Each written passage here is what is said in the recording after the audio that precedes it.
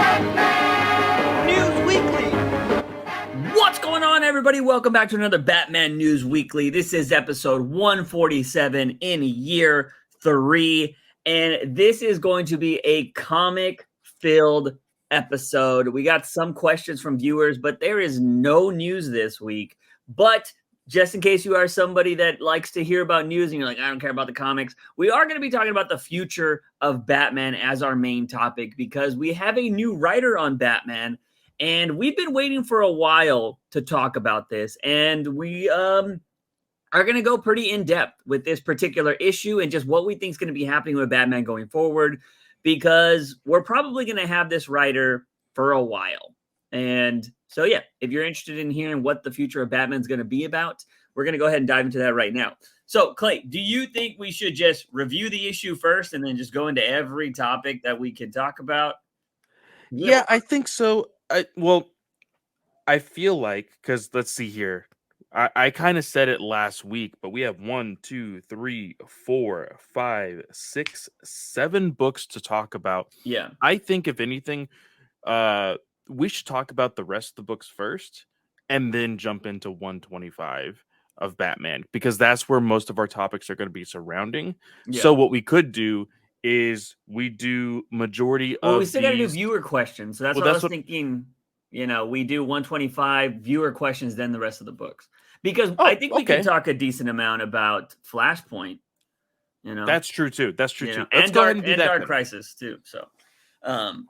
So yeah, let's dive into 125. Okay, I don't even. Where do we start with this? Okay, And remember, so- hold on. Remember, we know some things already that we Yes. cannot say. Yes, but the interesting thing is I've had conversations with other people being very cryptic because I know I can't say anything. And some people know things and they started sending them to me because they've been talked about. And I was just Now- like, oh, okay. How did you know that?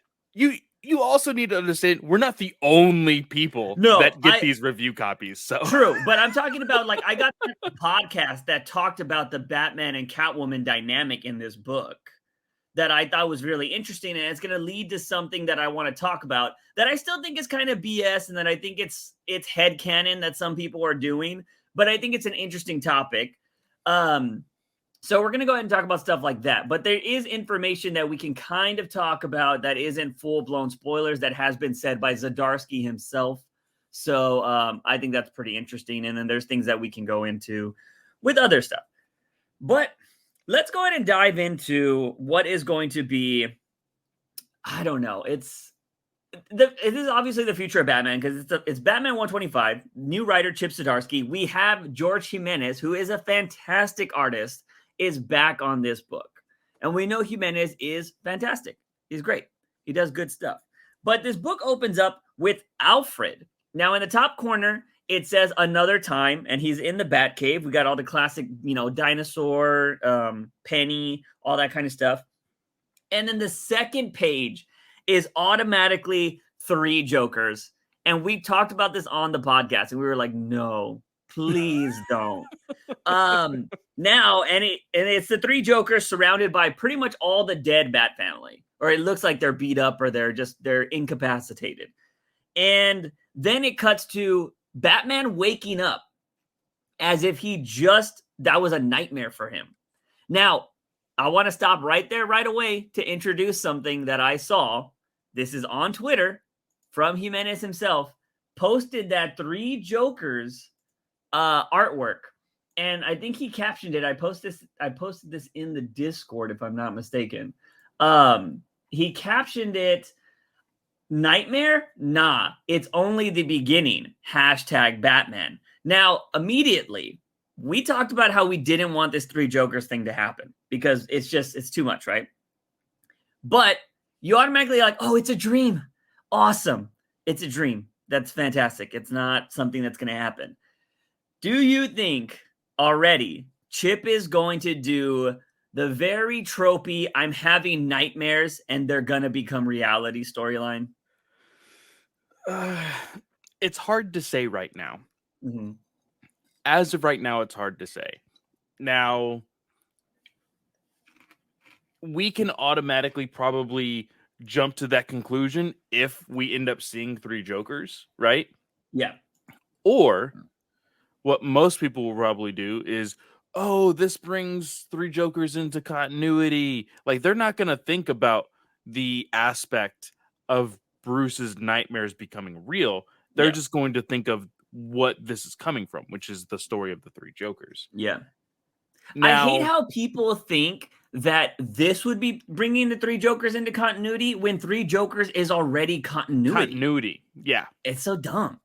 Yeah. But yeah, go ahead. Go for it. But in the aspect of nightmares becoming real, we've kind of already seen that from Batman with Barbados. Yeah. And that was really big in Snyder's run. I wouldn't say it's a trope because we haven't seen it in a while. I guess to be honest, the last thing that is kind of teetering that would be the nightmare sequence in King's Run near the end. What was it? If I'm not mistaken, we just had Fear State, where Batman was hallucinating a lot. Yes, but you can't really say nightmares become real at that point because they're all hallucinations. True, but I feel like it's, we've gotten a lot of Joker, and it just kind of, all the Joker stories are different, but it's still Joker, I feel like it's still in the same element. But I agree with what you're saying. It's not nightmares. But yeah, I don't know. I hope that's such bland storytelling. Like, oh, you're having nightmares and they're telling you the future. You know what I mean? Well, I think the tropey thing that will come out of that is not necessarily, oh, they're all coming to fruition. It's more so, oh, I've had these nightmares and they've never ended well. And this goes into the topic of what we will get into in the coming months. Mm-hmm. But it also addresses something that I believe Red, or I can't remember who brought it up, but the fact that like Batman is using energy drinks. He is quote unquote slowing down. And I think Chip has already talked about the idea of like having to keep up with Gotham. Yeah. So like are they playing off of like a Batman getting old? Is he going to get rid of the mantle? Yeah, I don't know. That would be really weird right now. The reason why I say that's really weird too is because is this the story to start saying like he's old now? Like, you know what I mean? Like it hasn't been played out in anything else. And here's the thing too. If we are going, because Chip said this on a podcast, he's like, they're taking into consideration everything King has done and all that jazz. Burp, sorry. They're taking into consideration everything like that. And King has already shown us a older Batman, and we know Batman goes for a while, right? Like he's old and gray and still working out and doing everything. So, and if you want to go with, a la Batman Beyond, he definitely goes for a while. So I just don't see this being that time. I mean, it could be the story they want to tell, which would be slightly different, but I also don't think it's not been done before. We just saw Tom Taylor do a story like this. You know what I mean? As we go on in this issue, we're going to talk about the topic of him being a loner. Everybody's done that a million times, but in the Tom Taylor story, he didn't have anybody, right?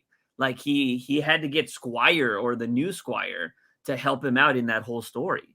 So yeah, I don't know, but let's continue because the next page is what got your boy all upset. So this is when I was already done with this. I told people in Discord, I was like, guys, I got to page 3 and I fucking hated it. We read this book a month in advance, by the way, people. Yeah. And I hated it instantly. I text Clay. I was like, fuck Chip Zdarsky. Fuck him. I hate this Batman run already.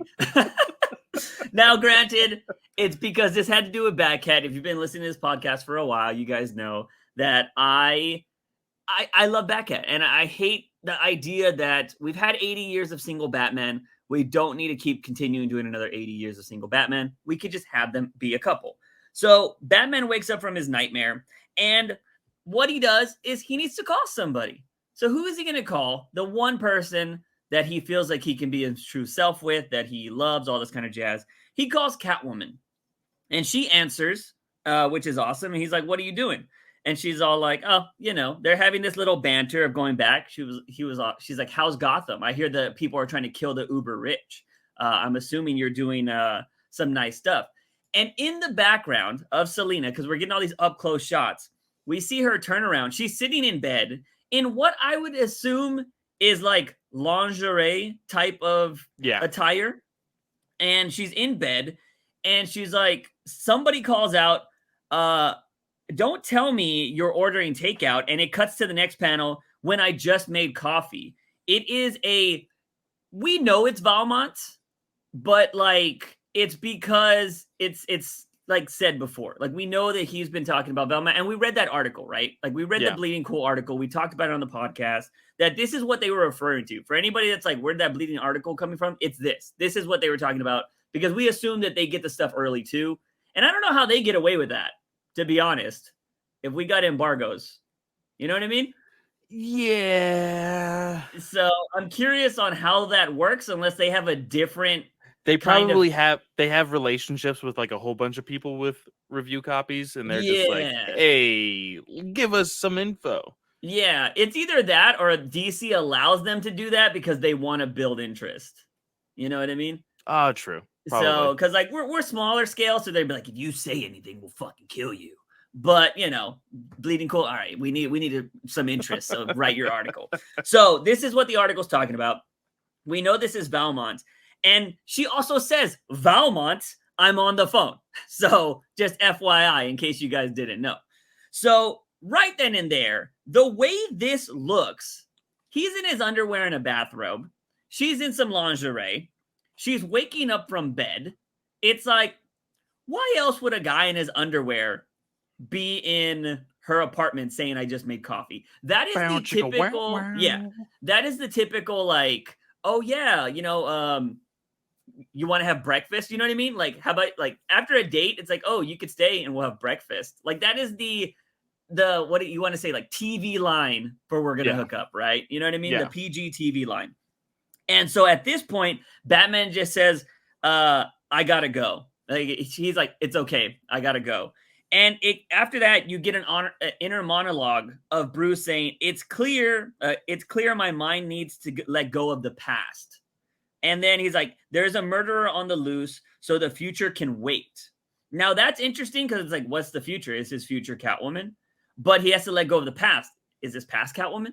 So, there's kind of stuff, whatever. He's the present has a firm hand. Now, do you think that's kind of a slight at Tom King, who is doing a past, present, and future kind of thing? Or is it like, oh, this is happening in the present when they get together in the future, which is not really how Tom King told his story. But I think this is a way of saying, hey, this is the present. My book is in the present. Yeah. And this is the most important thing right now. Mm-hmm. The story at hand is the most important thing. Yeah. Future Batcat doesn't count. Past Batcat doesn't count. Right now is all that matters. Yeah. So that is where I was already I already started hating this book. I was like, fuck it. You're doing exactly the one thing I didn't want you to do, Chip, is do this. Now, we have stuff to talk about. Let's review the whole book before I dive into the other perspectives that people have talked about. So these next pages, I want to say we've already talked about on this podcast. It is the preview pages where, there's somebody has hostages. Batman breaks in. He has the cheesy dialogue of the "you're a flunky," you know what I mean, kind of stuff. Yeah. And he captures this guy. So we've already kind of covered all that in a previous podcast. Then we have this, like, I actually like the way this was drawn. The 6 panels of Penguin kind of talking about how he's like, part of the top families, all that kind of jazz. It cuts to Robin, who is is Tim Drake here, which I was confused because at first, this is the one thing I didn't understand about this book. It says like then, and it tells all this story, and it never shows us the present. Yeah. Which is really weird. But this is the present of Tim Drake getting shot later on. So like, I'm so confused. And then at the end it says, and now, and it's so, I don't understand this book on how he's trying to tell whatever. This is the energy drink page, by the way, where he's kind of talking about how he's like, I heard about Colin, he was your friend. This is Drake kind of talking with Bruce at this point, and they're going to a party. Right? It actually shows energy drinks at the very first page when Alfred is picking up the cans. If you zoom in, it has the Monster logo on there. Oh, I didn't even see that on the first page. Oh, yeah. Yeah, that's crazy. When you were mentioning Monster, I saw that other page and I was like, it's not Monster. I was like, it's clearly something energy. That's all it says on it. But yeah, either way, I see it now. So at this point, Bruce is like, you know what? I do need to go out more as Bruce Wayne. So he has a date and nothing happens with this date. He just uses her to get in the building. And then she's like, oh, there's people here. And she's like, bye. And then Bruce is like, all right, what do we got to do? Now, I want to know your perspective on this, because this quickly becomes a recon mission. Tim Drake is reconning this party. Bruce obviously is doing this as Bruce Wayne, but Tim Drake snuck in his belt and his cowl. How do you feel about a Bruce Wayne wearing the Batman belt very noticeably and then putting on the cowl? I feel like that's kind of weird. It bothered me a lot. Yeah. And I think this is honestly, and this is where we differed when we first read it. Mm-hmm. I had my issues with the whole Batcat thing in the very beginning of this book. Yeah. When I started reading this half, even Bruce jokes around, oh, there's no flask in here this time. Yeah. That kind of bothered me a little bit because we know Bruce to not drink. But I can understand the act. The Playboy persona. Exactly. Yeah. Of being, drunk or whatever. Yes. So I can understand him probably having a flask there just to be like, oh, look, I'm drinking a little bit. Yeah. But when everything goes to shit, because at this party things go to shit, they do find some gas canisters and they're going to be going through the vents and stuff. And so they need to stop it. Eventually, freaking Penguin is there. Batman is like, okay, I need to, get into action. And what does he do? He pulls out his vest, puts on the belt, and then puts on the cowl. And all you see is a Batman with a button-up dress shirt. Yeah. And slacks. And this was the dumbest thing I think I could have ever seen. Yeah. Because there is no way in hell people are looking at that person and being like, that's not Bruce Wayne at all. Yeah.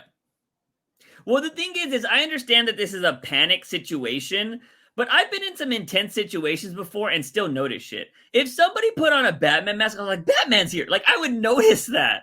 You know what I mean? And I understand this is probably a comic booky thing that we kind of need to let go of, but it was kind of dumb. You know what I mean? With the way some writers kind of, really try to protect Bruce's identity and stuff, Chip was like, nah, we're going to have him pull out his mask right in front of a party. I could see people enjoying the look of pirate Batman. And so having that button up look probably looks cool. Yeah. But this is a modern Batman. Yeah. And it just looks to me, it looks too obvious. Yeah. I agree. It was kind of weird. We do see that I thought this was really interesting because I've never actually really thought about this. So we see Bruce throw a batarang at Penguin and he stabs him, and Penguin then turns into Clayface. So the interesting thing here was when he throws the batarang, Penguin bleeds. Yeah. But he's Clayface. So can Clayface bleed? Not that I've seen. Yeah. I was like, honestly, all they needed to do there was color it brown. Yeah. And I think it would have been fine. But I was like, how does he fake blood? I guess it's doable because he can change into anybody. So I guess it's doable, right? So, But I think what you probably could, and this is of course reaching, you're and like, we are oh, nitpicking at this point, by the way, just yes, throwing yes, that out yes. there. If for some reason Clayface knew, hey, I might get attacked or whatever, I Mm. may need to put like blood pockets on me in case Yeah, people shoot me or that would stab be me or cool to whatever. show Yeah. because that would show his smarts, and I like that. But I guess technically, if it is Clayface and he can't change all colors, he could probably just make the blood red. But I just thought it was interesting when I was reading it. I was like, wait, Clayface bleeds? But knowing Yeah. that he can just change into anything, that totally makes sense. As you can, like I said, we're nitpicking totally, but it's because we have a lot to talk about and we kind of want to just go into the details pretty quick. So Clayface shows up, which, by the way, Clayface is one of my favorite people. So I like when Clayface shows up. So shout out to Chip for bringing Clayface into this. Yes. Then we see it gives me Damien vibes, like an older Damien or a younger Dick Grayson. I never thought this was Tim when I was reading this until I Mhm. found out later. I was like, oh. Now, as they're fighting, they're like, we got to get everybody out of here because of the gas. Drake is running to open the windows and he gets shot. So I was like, oh, okay, a Robin hurt immediately. Interesting. This makes Batman go like, Robin! And he goes to try to save him. There's a big boom that blows up the window so the gas won't hurt anybody. And he goes to pick up Robin and takes him straight to the Batmobile. And they're racing to like Bruce is like, I need to get you to a hospital. And he's like, no hospitals, you'll lose everything. You don't have shit right now. Yeah. So, there's not really much for him to lose, Tim, besides his secret identity. And I'm assuming that's what Tim is kind of referring to. We get a montage of Jason Todd dying. So there's Mhm. that. And he's like, I'm not going to let it happen again. This isn't going to happen again. I don't remember if I had an issue with this. I think we talked about this off podcast, but Zdarsky keeps referring to the family as soldiers. And I Yes. don't like that. It's because when you start saying the soldiers thing, you give this weird personality to Batman that he doesn't see them as family at all. You And I get don't like that. All-Star Batman, and we don't Yes. need All-Star Batman. Yeah, nobody needs all-star Batman. Which maybe that's why they gave him George Jimenez. They're like, oh, this is going to be, we need to have a Jim Lee type artist on this book if we're going to get an all-star Batman. Because he's got the flunky dialogue and everything. So who knows? So Batman switches out all of the Robin costume off of Drake, puts him in different clothes, and takes him to the emergency room. Gets him in there, and then he goes to see Penguin. This is my second biggest issue with this book. Bruce goes to talk to Penguin in the hospital, which I'm assuming he was always in the hospital because he was sick. He was poisoned or something like that, right? Or he's dying. And that's why he wasn't at the party. And he was like, I'm going to kill you, Batman, whatever, whatever. They're having this conversation. Penguin takes cyanide and kills himself. And Bruce is like, no, it could be cyanide. I can't let him die. And he's like hitting his chest and trying to like make him throw up or whatever. And a nurse sees him and she's like, oh my God. And then he just runs away instead of being like, he just took cyanide. We should probably pump his stomach, nurse. But he just runs away. So yeah, like I don't understand this whole idea because I am kind of tired and over this whole like Gotham cannot trust Batman. yeah, Batman has saved Gotham way too many times for him. Like it doesn't make any fucking sense. yeah. It doesn't make any fucking Joshua sense. Williamson literally had the city praising Gotham 5 issues ago. Yes. Yeah. And now they hate him? They can't trust him? When he literally saved the whole fucking city. You'd think people would be like, nah. It's weird that Batman doesn't get leeway when we have influencers out here doing heinous shit and everybody's like, nah, they're good. They're fine. There's 2 sides to a story, due process. You know what I mean? And it's like, bruh, like Batman needs the Johnny Depp treatment, you know? He needs to be put on trial and they need to make all these villains look stupid. So everybody's like, hey man, see, I'm good, you know? So yeah, Batman runs away and Penguin essentially dies because there is a backstory that kind of confirms that.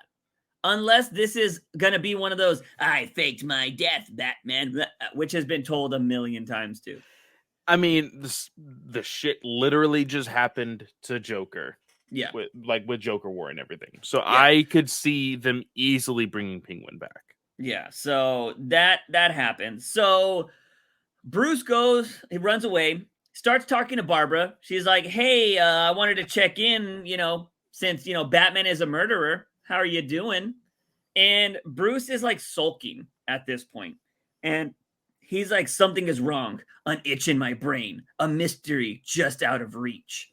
And so, I don't know. He's trying to think of something that's trying to be mysterious, right? Then we go to the Batcave now, which is, again, really confusing because Clay had told me, he was like, dude, everything you just read was in the past. The first time we read this, you were like, it's in the past. So I was like, you're trying to tell me that Valmont is in the past, Clay? I was like, there's no way. Because the way this book makes you think is that all of that was in the past because the very final 2 pages, it says the Batcave now, something drops from the top of the Batcave, and it is a robot that is like fail-safe online. So this is apparently going to be the doomsday that Chip is talking about. Yeah. And, we don't know much about this. We'll find out in the future issues. I hate the title of the next issue, The Good Soldiers. Like, I don't know where that's coming from, but so if we were to think that everything we just read besides those last 2 pages was in the past, that doesn't make any fucking sense because Catwoman right now is not in the past. So this is the problem that I have though, because I literally just looked at it. At the very beginning of the book, you see Alfred cleaning the Batcave. Yeah. And it says another time. Yeah. And you see the beep, beep, beep, beep, and something is flashing. And he goes to the wall. That is presumably failsafe because at the very end of this book, we see the beep, beep, beep, beep, and then the robot crashes in. Yeah. So those two should be at the same time or at least near the same time. Yeah. Unless you're telling me that Alfred saw something beeping and was just like, nah, that's not important. I'll just walk away. Yeah. And so what should have happened is when he woke up from the dream, there should have just been a now. Like, or no, this is exactly what it should have been. It should have been the Batcave then. And then when Bruce wakes up, it should have been now. And then, or it should have been present day. I would use the words present day. He wakes up and then you have Batman or the Batcave now and it drops. Yes. That's how I would have titled it. Because, yeah, that was hella confusing. Now, a lot of people are probably going to say, well, Alfred's there. So, of course, you would know that's in the past. I mean, it says another time. But I don't know about the other rest of the story. Like, you know what I mean? The rest of the story in between doesn't make any sense to me. And I'm just like, well, is that in the past? More so because, as of right now, the Batcave, like the Batcave that we all know and love, Bruce is not using. Yeah. He's using these mini caves or whatever around the city. Yeah. So I guess it's very frustrating because I have this problem a lot with more writers nowadays. Mm-hmm. You have to give us context. We have been following these books. We know that Bruce doesn't use this Batcave. So yes, it should be quote unquote common knowledge. Yeah. But this is a brand new run. Every single writer, for the most part, when they jump onto a run of any character, not just Batman, treat it as though, hey, this is a fresh start for the character, meaning that new readers can jump in and read this with no issues whatsoever. And you're not giving us that kind of context. As far as the continuation of the story, rather than just it being fresh and new. Yeah, for sure. I just spilled a drink on myself. So if you guys heard any wiping down, I like legit just spilled a drink all over myself. But anyways, going back to this. So there's a lot. There's a lot to talk about here. I want to talk about the Batcat stuff. Because that was obviously what automatically annoyed me about this book. I kind of talked about some other stuff, but there's some interesting perspectives here. So I was having a conversation with some people online that are huge Batcat lovers. These pages actually got, I guess they were preview pages, so this was able to be talked about online. So I was kind of talking to other people that have posted this, and they were like, "Oh my god, look what's happening with Batcat," blah blah. There are some people that lost their mind, kind of like I did. There was other people that were like, well, maybe we should wait and see. I love the optimistic people. How you guys can have so much optimism in the world, I appreciate it. And hopefully they're right. I would love I've always said this, I would love to be wrong. I absolutely have no problem being like, I was fucking wrong. They did it great. This actually turned out to be an amazing story. Have no problem admitting that. But at the moment, it doesn't look good when I read this stuff. But so in these conversations, there was two interesting things that happened that gave me a little bit of hope and just gave me a different perspective on how other people read comic books. So the first perspective is somebody was saying, and this is in regards to a Chip Zdarsky podcast that he had with Zack Snyder. Chip even mentioned, he was like, oh, this question comes from somebody that followed my Substack specifically for Batcat stuff. So if somebody follows you because they're like, hey, I'm only following you because I want to know what's going to happen with Batcat, that should show you that people care about Batcat. You know what I mean? And there's a lot of people like that out there. This person asked, like, what is your future for Selena or whatever? Chip Zdarsky went on to say, with Catwoman, I'm following the lead of Teenie Howard, who is currently writing Catwoman. She's doing something with them that I think is really cool. And she's going to follow my lead on everything that Batman does. So they're kind of sharing notes, which is what you want to hear from writers, right? Like you want to hear that they're collabing on something. Now, apparently, Zdarsky said Teenie Howard had this interesting concept of she wants to have the POV from different perspectives of Batman and Catwoman. So essentially, we're going to hear stuff in Batman's book that may be different in Catwoman's book because we're going to get different POVs, which I think could be interesting. And comics has done that before, and maybe it'll be good. We'll have to wait and see. I don't know what to expect. But after the person that said this theory or this idea of how they read the comic book, they had that in mind. So what they said is when they read this issue, when Bruce is talking, he is imagining what is happening in this conversation. So he's imagining that Selena is in her underwear, waking up from bed, and then he hears another voice of another man, and it's all imagined. You know what I mean? What is your take on that? Because I was shocked. I was like, wow, I've never read a book like that, because usually it's right there for you. Like, you know what I mean? Like you're seeing the POVs of both people. Because here's the usual way that comic book creators would portray that kind of thing. Different art. Yes. Fantasizing something would be in a completely different style, even if it was still or color tones.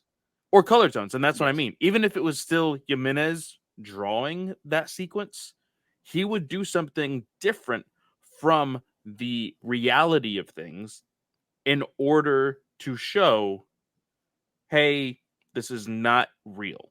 Yeah. Or, hey, this is just a fantasy. Now, the exception to that is when a character, and we've seen this before, like when a character is imagining them like slapping the shit out of somebody or killing somebody, and then the way you get away with that is you have narration boxes still talking, because it's usually like you're imagining something and somebody else is talking to you, and then they realize that you're kind of zoning out, so they repeat something over and over again, whether it be your name or whatever, and the person like gets out of it, right? That is done in comic books as well. This felt intentional, or this looked intentional. Yeah. I don't think it was a fantasy at all. Yeah. Now, I'm sure Bruce has imagined less clothes on Selena, Oh, sure. but I mean, he's seen it, so you don't exactly. need to imagine. But the idea of, unfortunately, the idea of him imagining this, I think, is just Batcat fans trying to be like, no, this can't be happening. Like it has to be a part of the imagination. Yeah, yeah. A lot of headcanon happening here. And that's what I told this person. I was like, I think you're headcanoning that because this has never happened before. Because if this is going to be how you imagine this, then you need to apply that to every other phone call conversation that has happened in comics before. And are we really going to do that? I don't think that's how it works. So I was kind of saying I think that's a little bit of headcanon, but I thought it was interesting. Now, I will say, if this was intentionally planned to have Bruce imagining this, Zdarsky needs to explain that. And let's just say, I don't know, maybe there's a conversation a few like arcs or something from now. If Bruce is like, who was that in your apartment? You know what I mean? Like, what was that about? And she's like, oh, that's so and so. This had just happened. And like, you know, it is what it is. And he was like, oh, I thought y'all were sleeping together. And she's like, how? Don't you trust me? Like, what the fuck? Like, you know what I mean? Like, it could be something like that. She was like, no, that didn't happen at all. Then I could believe it. But you would have to tell me that he imagined it. Like, Bruce would have to be like, oh, I imagine that you guys, you know, hooked up or something. And she's like, no, like, what? Why would you think that? So I think that's would need to be explained. If not, it's just headcanon. But something I do want to point out that this same person let me know, no. This was actually somebody different. This was somebody on Reddit. Because somebody was like, when they saw these photos, they're like, I don't think Selena would do that because of what happened in Catwoman. And I was like, she said that she wouldn't cheat on Bruce. And I'm like, where? Where did that get said? It got said in those 2 issues we've been skimming, Clay. And I was just all like, huh? So in the Harley Quinn episode, which we were like, we don't care. We just skimmed the fuck out of this. We don't care. There was an actual scene. I think, did I post this to you? Did I send this to you? Or, you know, I think I saved it. Okay. Let me see. I think I saved it in my camera roll. Where's it? Okay. There is a scene in, I think this is Catwoman 43, where Selena is hugging Harley Quinn. And now, for anybody that don't know Selena's history, Selena's bisexual. There was a point, I think it was in New 52, where she became a crime boss and had like a girlfriend for a little bit, if I'm not mistaken. But they've never played with her bisexuality again after this. This is another one of the reasons why I get so annoyed when a character becomes bisexual. And I'm like, you better do something with this, because a lot of people have done this in the past just to get a cheap pop. Again, it's not me hating on the idea. It's just like, don't like go full force with it. Like, to be fair to Tom Taylor, he has been doing, which I appreciate. So there's that. But anyways, this Catwoman, these 3 panels read, this feels good. It's been a while since I've slept next to anyone, and and she needs the comfort as much as I do. And Harley is soft. She smells like cotton candy and girl sweat. But both our hearts are elsewhere. And that's the kind of bad that even we don't want to be. So saying that, like, they're bad people, like they've been villains, you know, they've probably both killed people depending on what you read. But Selena is saying in this, my interpretation is that they're not going to be that bad. They're not going to cheat on the people they love, because that's just real bad in their opinions. So we know Harley's heart goes to Ivy, and Catwoman's heart presumably is to Batman. So Teenie Howard has kind of put that out there.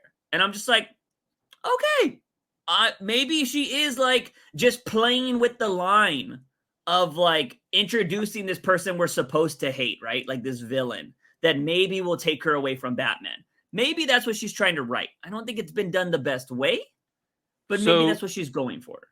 So, oh shoot, I forgot the actual character name. I was gonna say, no. Who is Ross? Oh, who is Ross and who is Rachel? In these scenarios. Oh man, who's gonna be screaming? Who's gonna be screaming? We are on a break. It depends who sleeps with somebody. That whoever sleeps with somebody first is Ross. So automatically. But if I had to go off of what's just been done, Selena's playing the Ross role right now because she keeps saying we're on a break. Yeah. So, and I would think Bruce would be Rachel. So that's what I would go on because he wouldn't forget. He doesn't forget shit. So yeah, I thought that was some interesting perspectives from other viewers out there of this book. I still don't really like it because I feel like you can just tell we don't need to play this will they, won't they game. You know what I mean? Like it's there. We literally just had a wedding issue and we could just go off of that. But I don't know. I think they think this is good storytelling or whatever. But yeah, I don't know. And I also think if you just say they are a couple, you can just focus on both of their stories and not have to worry about anything else. You know what I mean? It's like, oh, they're couples, blah, blah, blah. So it doesn't matter when somebody else comes into the fray. It's not like, oh yeah, they're gonna hook up or they're gonna be a love interest. Be like, no, they're just a side character. And you could actually tell that side character story without being like, oh yeah, they're gonna fall in love with the main character. Because that's always a shitty thing to do. Like, oh, they're only here to be a love interest. It's like, no, bring in somebody else to be an actual character. So yeah, there's that for that. But can we talk about the shit Zdarsky did in this first issue? For possibly breaking up, hinting at a possible breakup for a couple, right? Like he makes it seem that way. We don't know if that's going to happen. Shoots a Robin, kills a fucking top 5 Batman villain, maybe, and introduces what he is calling a doomsday character in the first issue. I'm kind of scared. And that's insane. It is insane. Now, again, it is, of course, he has blown his fucking load all on the first issue. Mm-hmm. Because what was the big thing with Tynan when he first started? I'm gonna make a gadget for every new issue we have, and that got old quick. It's because he focused on it so much. He focused on it way too much. But then when we realized it was gone, we realized, oh, he's done with that. Like he probably got too fucking tired of having to do it.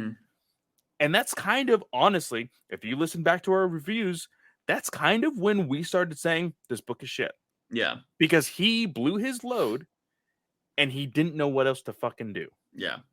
Yeah. That's where it got. And that was like, what, first 5 issues?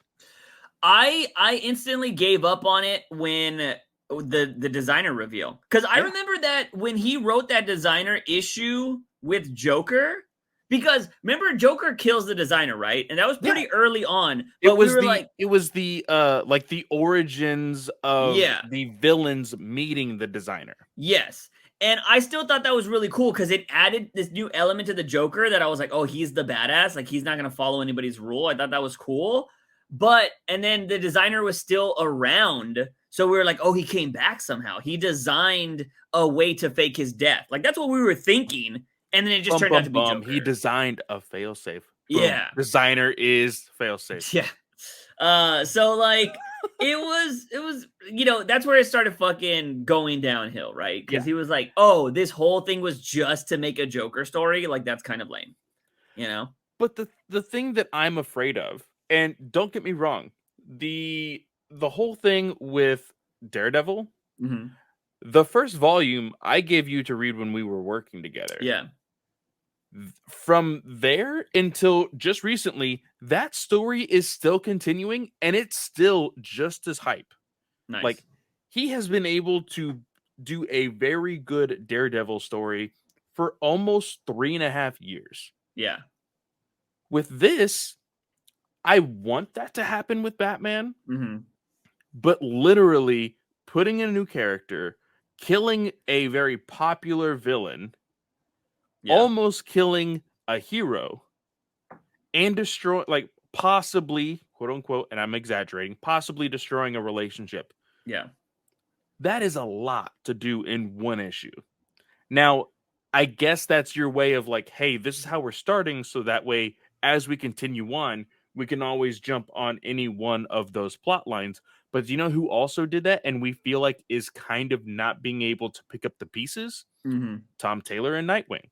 Yeah. He introduced the sister. He introduced the Heartless guy, and all of these new concepts for Nightwing, and it's gone all over the place. Now, granted, there was a lot of shit going on with the Batman title that with Fear State, and that really pushed Nightwing aside.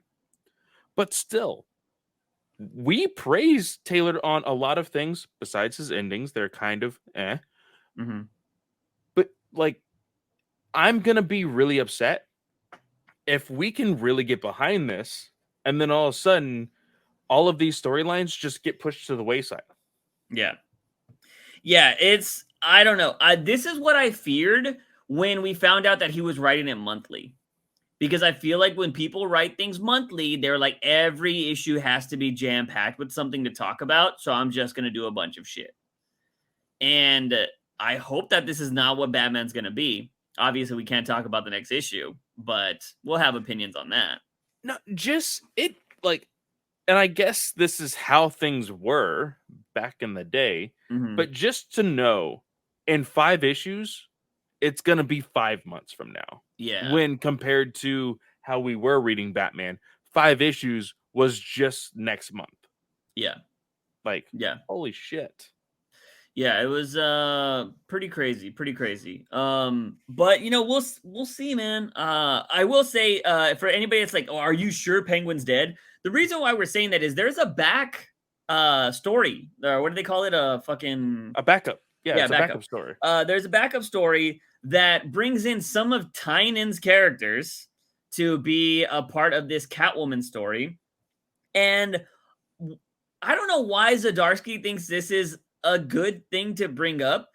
He killed Penguin to have a story about Selina hunting down Penguin's kids because they're going to take over his assets. Yeah, that was weird. Yeah. The fact that like it started off with this big like people were trying to forcefully take over the Iceberg Lounge. Yeah. And then we saw that one guy that is basically the broker. That's his name, the broker. And the broker actually had like security, but his security was actually just like this robot that is in control of the Penguin's will and all of this different stuff. And like there's like honor amongst thieves with these guys at first. And they're like, oh, well, if it's not in the will for me to take over, just know that whoever is in the will, I'm going to find them, I'm going to kill them, and then I'm going to take over. And that's when they ask for Catwoman's help, saying, hey, I need you to hunt down his children. Yeah. And I'm very confused by this. Catwoman has never been a bounty hunter. Yeah, I mean, maybe at some point, but I think it's just because she's so good at like tracking stuff down is that they're trying to use that. Because the robot says he's having issues finding them, and Catwoman finds them so well, which is kind of weird. Now, I believe, I don't know, hold on, I don't want to start mixing issues, but they go into detail about how they find these people in the next issue. But yeah, I don't know. I don't think he writes Catwoman well. So like just reading that story, I was just like, I don't like his Catwoman voice. I think even Teenie Howard did a little bit better. And I don't know if this was his way of writing Catwoman because he was like, oh, well, I have to follow Teenie Howard's read, like her, you know, what she's doing. So I'm just going to invent my own story to write Catwoman, you know? It's not good, though. It's not good. I don't think killing a character is not the best way for you to start a story, in my opinion. You know what I mean? Yeah. Like, oh, yeah, we're going to kill this popular character so you care about this other story. I'm like, no. You got to make me care about that character, then kill them. You know, a la The Boy. Like, yeah, you know, we had that for 10 issues. I got to care about The Boy for 10 issues, and then you fucking did that. And I was just like, what? You know what I mean? And the way they sprinkled in characters in that story was really well. But when you blow your load on the first issue, just pretty insane. I'm trying to think if anything else was said about like the future of Batman. I know in that podcast, it does seem like there's gonna be some crossover of Batman and Catwoman in the sense that it's not. He said there's gonna be a little bit in the second arc, but maybe not until the third arc will you see Catwoman like fully in the Batman book, and So that not until late next year. probably, yeah, because Jesus. we've heard mixed things. Somebody said Failsafe is only 3 issues, the arc, which that would be terrible. Jesus. But I think it was somebody in the Discord who I was talking to on Twitter, though, said it was 6 issues. So Failsafe would be a half a year story. Yeah. If it was only 3, the comparison of it being a Doomsday character is the stupidest comparison ever. If this was only going to be a 3-issue arc. Because Failsafe, to live up to the Doom, you essentially would need to kill Batman. But like, you need to be. Why would you say that? I just don't understand it. You're not gonna beat fucking clown face. I always forget his fucking name. The clown who laughs or Batman who laughs. Oh, Batman Who Laughs. You're never like, gonna beat that. The one thing he even said, he's like, shout out to Bane, who was the first Doomsday for Batman. I'm like, Stupid. So you're saying it's been done before? Yeah. Cool. Yeah. Like, yeah. Let me just retell all of these stories that have been told before. Do you think writers just crumble under the pressure of Batman? Because they're like, it's 80 years. I can't tell a story that hasn't been told. You know? see, and that kind of jumps into a question that we have later, and we'll get in more detail. But like, it's been 80 years. Yeah. And there has been new stories. Yeah. So you can't tell me that there hasn't been new stories. Like, you can't tell me that you can't think of any. If you can't think of any new stories, then you don't need to be writing Batman. Yeah, I agree. But I don't know, man. I really wish, want to know the issue too, I think that happens with a lot of this stuff is I think we really need to just put some characters to side books only. Like, you know what I mean? Because I feel like there's so much crossover at times that people are like, well, technically this happened in this book and this happened in this book, so there's no way this can actually technically happen in this book. You know what I mean? And I think sometimes we need to be like, no, we're just going to write a Nightwing story. We're just going to write a Batgirl story. And we're not going to have it go on for, fucking 50 issues. Like, it just doesn't need to do that. I mean, if you sell a hardcover for 30 something bucks, or fucking bump it up to 40 if you want to, and it has 6 stories in it, that's the equivalent to buying the trades, or not the trades, the single issues. I think they should do something like that. And I would assume it's probably cheaper too. Because I think at that point you probably hire the artist for like, hey, you're going to do a 6-issue arc. Like, we're going to pay you this. The writer's going to write it all. Bada bing, bada boom. That's what you do. And that's it. And the cool thing is you could probably keep the artist all the same. I mean, unless you're getting fucking Clay Mann, who needs 2 years to do 6 issues. But yeah, I don't know. So I definitely do think something needs to change there. But I have a problem with thinking that people that have been jumping on Batman recently don't read the recent shit. I think they just kind of go off of the stories they know, and they're like, I already know how I want to write Batman, Like, I know how I want to write Batman, but I'm still reading Batman. You know what I mean? Because the cool thing I think of is if Zdarsky does something really cool, and I'm like, oh, that would be cool to reference. Like, that's how I read Batman. Like, as somebody who wants to write Batman, is I would love to reference old shit. That's why I even read shitty Batman. Like, but see, the problem with that, I think, is, and this is not like taking like anything from what you want to do when you, or if you ever get the chance to write Batman, is I feel like people like Chip and King and Taylor and Snyder, they're like, oh yeah, I want to reference the books that I was reading, and they're reading stuff from the 60s, 70s, and 80s. Yeah, and it's nothing modern. That's true. And that makes sense because I mean, it could be years before I get to do that. It could be decades. Who knows? Yeah. And I would still probably be referencing King's run or Snyder's run or something like that. So maybe it's the same. So that makes a lot of sense. But I do think that I would still try to keep up with the modern times if possible, unless it was just god awful.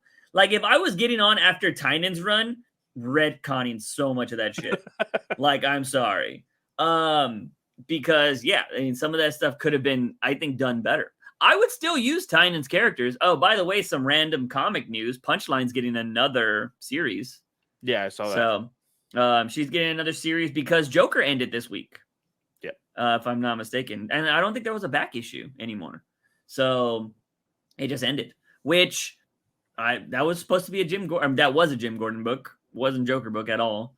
Yeah. But kind of weird. Also, I think he has his eye back. Which I thought that got shot out. Unless Joker I just saw the art wrong. I think. We're not going to want an eyeless Joker. Like, so he needs to go dive in a... He had, like, a replacement. It was just a different color. Oh, yeah, I don't care about that. Just give him his stuff back. I mean, you could have... You had an issue two there where you should have gave him a glass eye and made him be like the Pirates of the Caribbean guy and had his eye pop out for some jokes, you know? You could have done that. I think you could have got away with it with the Joker, but... Yeah, I don't know. I think that's kind of the double-colored... I feel like that happened in Sean Murphy's run. Holy shit. What? I'm scrolling the end of Joker right now. Uh-huh. James Jr., James Gordon Jr. is a Talon. Yeah, the Talons had showed up at some point. I didn't know that he was a Talon, though. They killed him, and he's a zombie Talon. Oh, of course he is. Yeah. See, that is... I feel like the Talons, people need to stop writing them. Because, like, they're bad. Like, wow. I don't think there's been a good Court of Owls story since Snyder wrote them. No. Like, the Nightwing stuff was cool because it was tied to him, but... Yes. I don't think there's been anything else that... Like, so, the Court of Owls, for anybody that doesn't know that, it branched out to have, like, other people in it. If you read the Court of Owls, there is a book you can buy that is all the Court of Owls stories. Because I think Catwoman fights one, Damian fights one. I think a bunch of the family fights a Talon. And those stories are pretty cool. But I don't think anything outside of that is the greatest. Like, I still can't believe...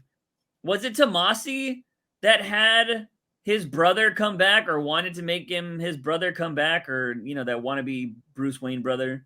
Yeah. That story was Lincoln. Awful. Yeah, it was so bad. So, yeah, I remember all of that kind of there. I don't know. Some characters should not be allowed to be touched by certain writers unless you've proven yourself. Like, I'm just very curious on how that process goes. I would love to talk to an editor from DC and be like, how are these stories pitched? Is it just like, okay, check this out. Batman, Joker, fucking space comes into it. Big thing happens, ending, Batman wins. Like, is that all they say? And they're like, do it. You know what I mean? Like, or is it like it's like that GIF? Here's the money. Go. Yeah. Is it plot points? Like, it's like, no, okay, so what's going to happen is Batman and Joker are going to start in this first issue. It's going to be this big mystery that leads up to so-and-so happening, which is a big reveal midway through the story. Then we're going to do all these arcs in between, which leads to this. You know what I mean? Like, the way Kings was planned out, like, because I think he showed up to DC and was like, I got 100 story issue, which was nuts. I felt like I remember him saying that. And they were like, because when he was I think he said DC was like, you're going to have Batman be like sad for 25 issues. And he was like, yeah.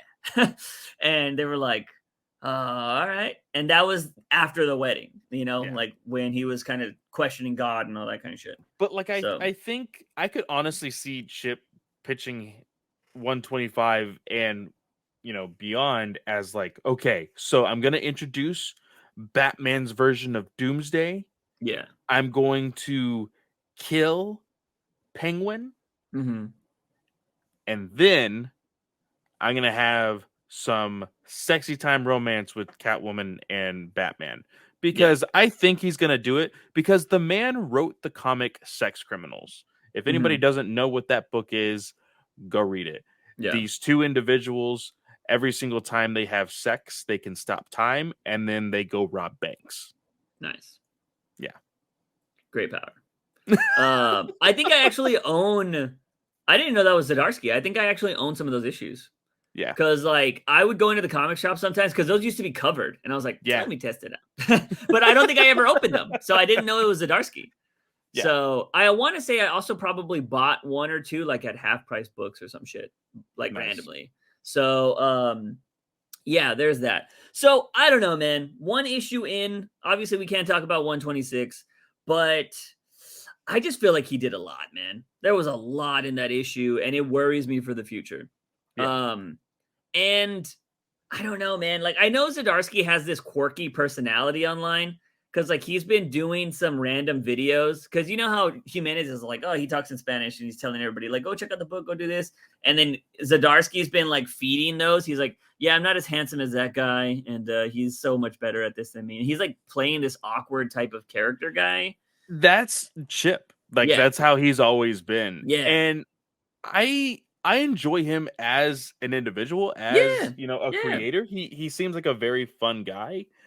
It's just I don't want his success of other books to make him feel like he can do whatever he want with whatever Yeah. character. Not everybody can. I love Tom Taylor, but I hated him on his Batman run, or the night whatever the hell he tried to pull off there. And that could have just been a bad story. Like maybe he would have had something different. He was like, "Oh, I'm going to be writing this for like years." Then I have a different story. Yeah. And but my thing always comes down to creative writing.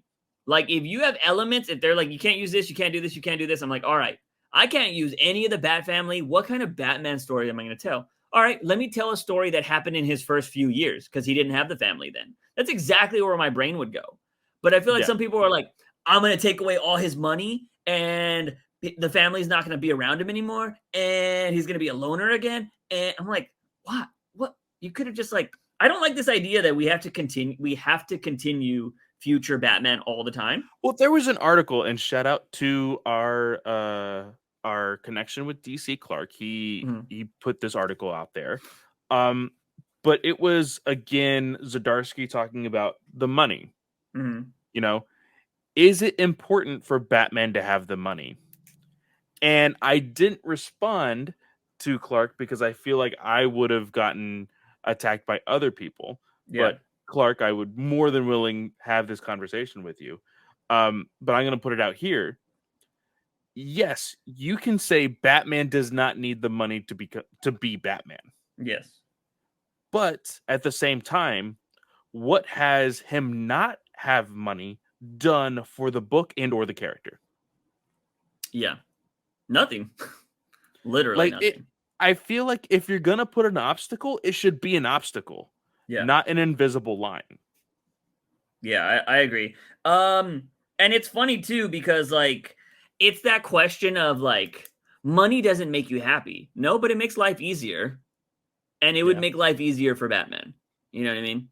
So like it just makes sense. And the thing is, yeah, I don't like the idea that freaking oh my god, I'm forgetting his name right now. Batman Beyond. Terry.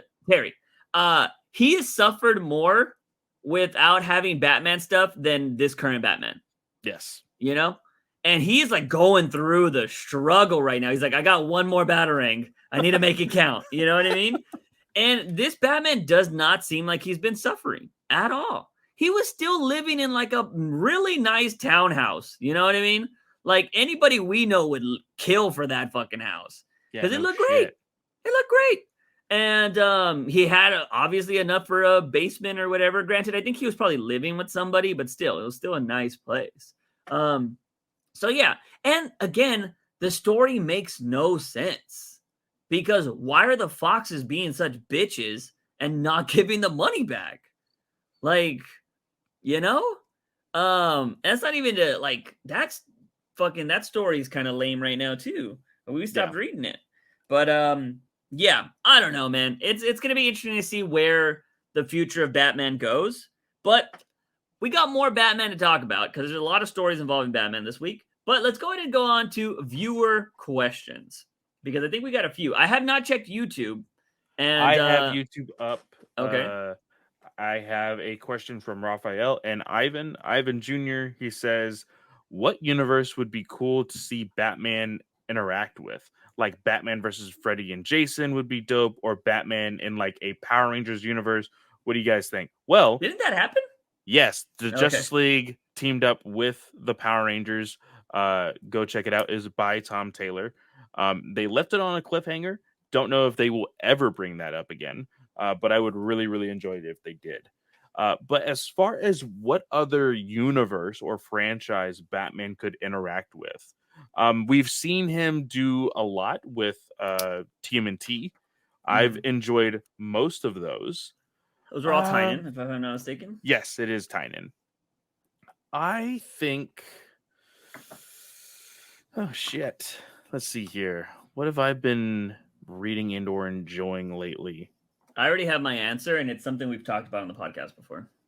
Okay, you go ahead and go. So I believe this was Clay that said it, but since I saw it, I was like, I would love to write that story.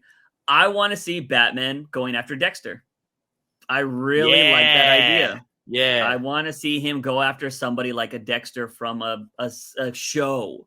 And I think that would be really cool. Like a nice 6-issue series of him trying to chase down Dexter. And maybe, it's because it's that ultimate question. We know Dexter kills for the good, but Batman would never accept that. And so is he just better than Batman to get away? Or does Batman be like, let him go somehow? It's an interesting concept and what they would get there. So I would say that if I had to pick, because I don't know, there's certain things I loved when he crossed over with Shadow. I thought that was kind of cool. You know what? I'll say this: Batman and Dick Tracy. I think that would be cool because it's dark versus super bright. You know what I mean? Yeah. I would love to see a Netflix, when Netflix was really good, a Netflix style Dick Tracy show. I think that'd be cool. I could see it. I could see that happen. Modern day Dick Tracy. I think that'd be cool. Yeah. Bright ass yellow jacket. That'd be awesome. You know what I would want to see? And don't know how it would fucking work, but Batman 007. Oh, okay. And it would be more along the lines of course, they have to work together. And then is it Batman or is it Bruce Wayne? I think it would be a mixture of both. Mm-hmm. And somehow 007 finds out his identity or whatever. I think. Oh, it could be 007 needing to protect Bruce Wayne. Yeah. That would be interesting. But whenever Batman comes along and they both use gadgets because 007 uses gadgets, there could be snarky conversation of whose gadget is better. Yeah. Whose department is better, as far as who's creating the gadgets and stuff. I think that would be kind of cool. Yeah. So I would say 007. I saw somebody do artwork for this, and I was like, man, if I ever get power, I would definitely write that story. Batman and Doctor Who. So Stepan Sajic made a joke about that. Is he the one that did the art? Yeah. Is it Batman on top of the TARDIS? Is that his? No. So I saw somebody else do that then. So there's a joke that Sajic did this fight scene of Joker and Harley and Batman in an alleyway. And basically Joker stabs Batman and Batman's like, oh shit. And he fucking reincarnates. He goes into a different version of Batman. And then Joker's like, wait the fucking second. Are you a fucking Time Lord? What the fuck is this all about? And he has a new costume and everything. Nice. I thought that was pretty cool. Because you could play around with every single costume of Batman. Yeah, that'd be kind of cool. Or I would just write it as a Doctor Who story. He's wait, where are we at? You know what I mean? Because there was that superhero episode in Capaldi's run that I thought was kind of cool. I still have not seen that. You haven't seen Capaldi's run, or you haven't seen? I haven't seen because it was a Christmas special. I didn't see that. I didn't see that superhero special. Superman's in that, and Batman. I think they're posters on the wall. I think, if I'm not mistaken. Yeah. So it's pretty cool. All right, so there's that question. What else? That was Raphael, or no? That was Ivan Jr. Now we have Raphael. He says, "I know you will talk about Zdarsky's Batman. I haven't read it, but I have mutuals that have read it, in which I trust a lot. They felt quite mixed, and they liked the art and the atmosphere, but then the rest was kind of meh." His question: is there any skill/knowledge the Batman has that you don't feel is recognized or talked enough about in terms of his character? Wait, read that again. I was my brain farted. So the idea of Batman having so much knowledge, having so much files on everything in the world, he is the greatest hard drive that the earth has, basically. Yeah. Is there a skill or knowledge that Batman possesses that you feel is not talked about enough in comics. Um, in comics, I think his improvisation skills, because everybody is like, if he had prep time, if he had prep time, if he had prep time, and it's like, bro, his fucking training was the prep time. Like he can act on a dime like that. If he couldn't, he would die. Like, you know, I feel like people don't talk about that enough. I think it's along the same lines, Mm-hmm. but in regards of his skill and knowledge, the specifics of the skill and knowledge. Like, Okay. because you can see Batman do something and you're like, oh shit. But like, if you were to hear or like see Batman having that conversation of like, oh, I learned this years ago when talking to so and so. Yeah. Like, we know that he has the knowledge, but we Mm-hmm. don't really know a whole lot of where he got it from. I know that Snyder and Tynan kind of like worked together on those backup stories Mm-hmm. in Snyder's run for those things, but like we have never really. I think the only one that is of quote unquote importance that we all know of is Zatara and how he helped Batman Or become an Ra's al escape. Ghul. Oh yeah, and Ra's al Ghul, Yeah. but like the escape artist and the Yeah. swordsman, like, but we don't know how. Like, I think it was, Don't uh, forget, Tynan had that guy that taught Batman how to lose. Jesus Christ, but I think it was, oh shit, who was it? It was shit. Who was on Detective and had that small Mister Miracle story of like how he like remember how he shot the bat Yeah, ear at the shark or yeah. whatever, and it taught him how to be an escape artist also. Mr. Um, Miracle. Didn't he learn from the original Mr. Miracle? yeah. He Yeah, learned from the yeah, from the original Mister Miracle, yeah. but like we haven't seen more of like his hacking skills and where he got that, or Mhm. like how he can MacGyver the shit out of something. Where did he learn that from? You know, Yeah, like I want to see some of that knowledge. yeah, yeah. Those are the little stories that I think can be told, and those should be told in one-shot stories. Yeah, I think that's what Zdarsky wanted his book to be, Night, but he has failed horribly. And yeah. people forget that he's writing other stuff. He's not just writing Batman. He's written Batman stuff before, and it's the reason why I'm not excited about his current run.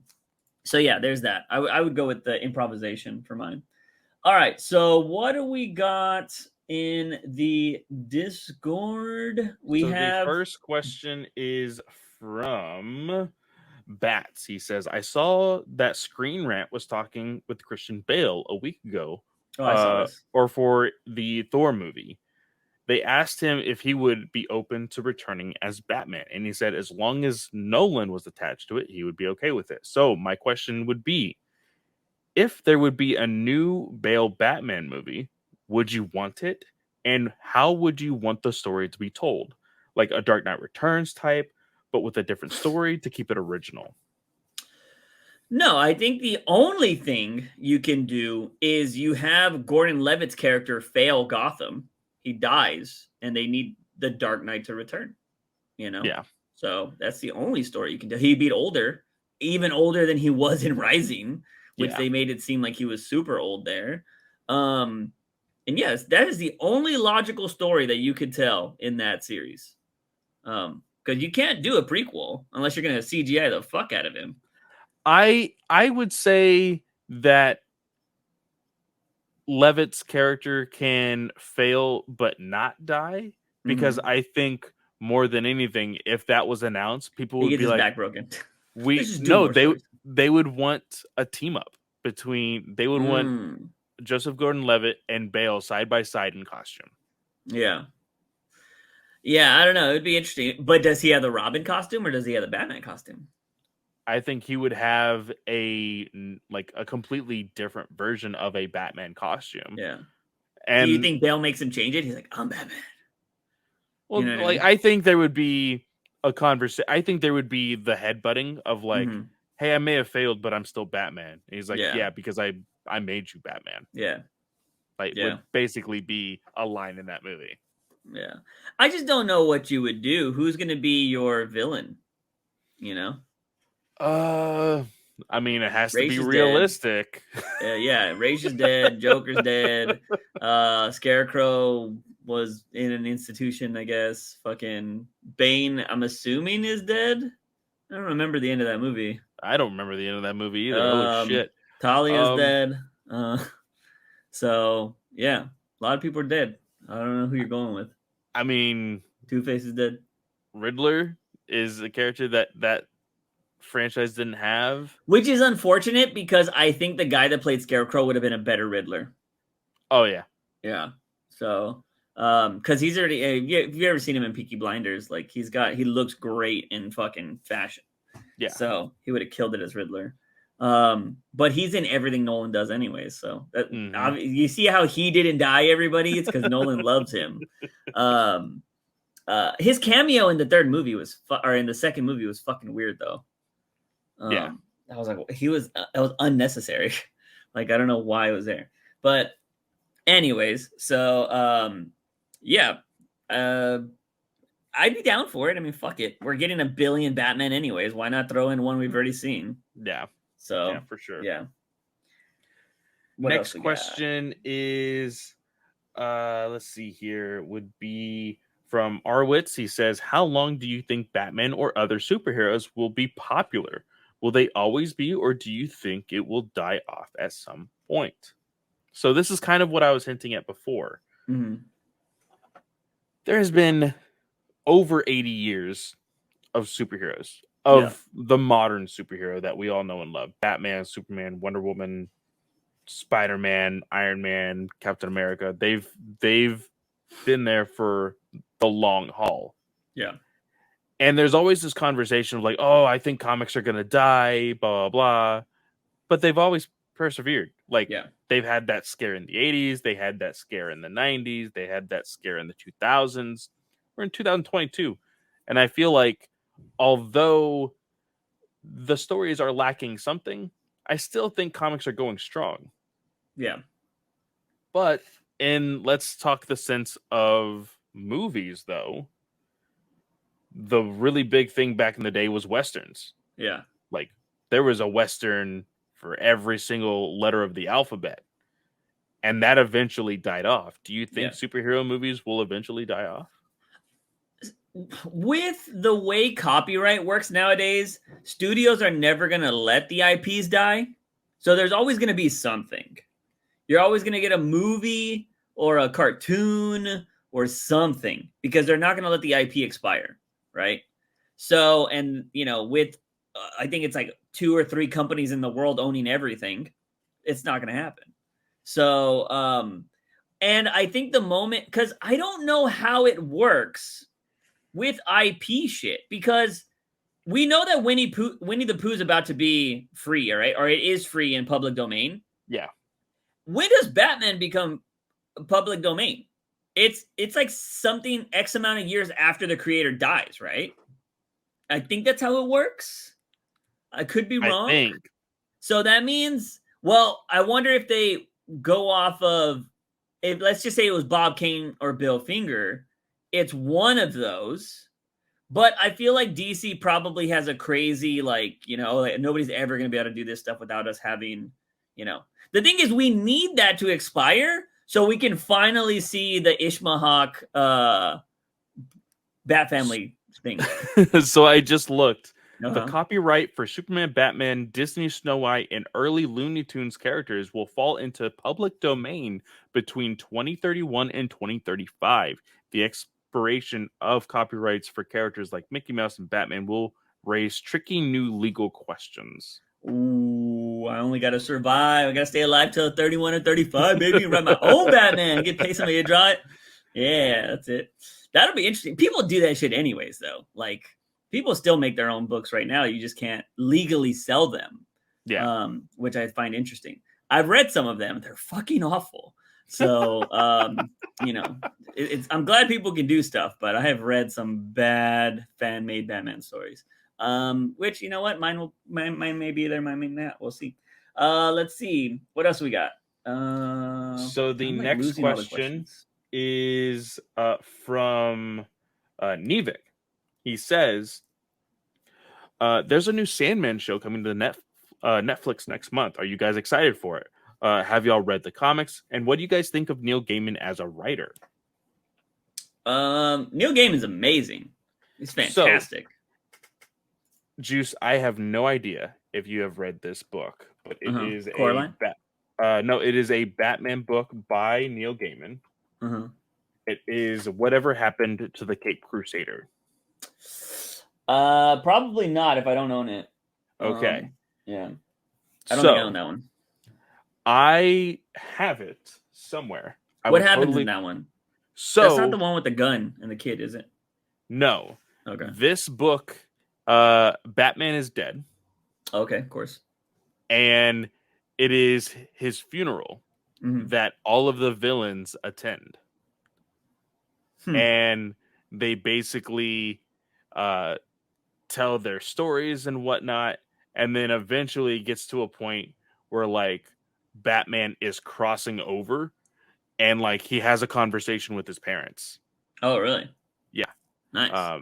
Really, really interesting story. Of course, this kind of plays in the same realm. When did that happen? In the 90s? This book was made. It was a detective. It came out in detective first. I believe it is a. Let's see here. I don't have. Was it a one shot? Like a one shot story? I think it was. It was in 2 parts. Okay. Yeah. But I don't know when the actual. I think it was like Detective Comics, like 670 something. Okay. And then the next issue was the ending part. Yeah. Yeah. Yeah. See how that's an original idea there, ladies and gentlemen. People can write original ideas. You don't need. Okay, so it says here it's from Batman 685 and Detective Comics 852. Those are the 2 parts. Got you. Yeah. So they made you buy both series.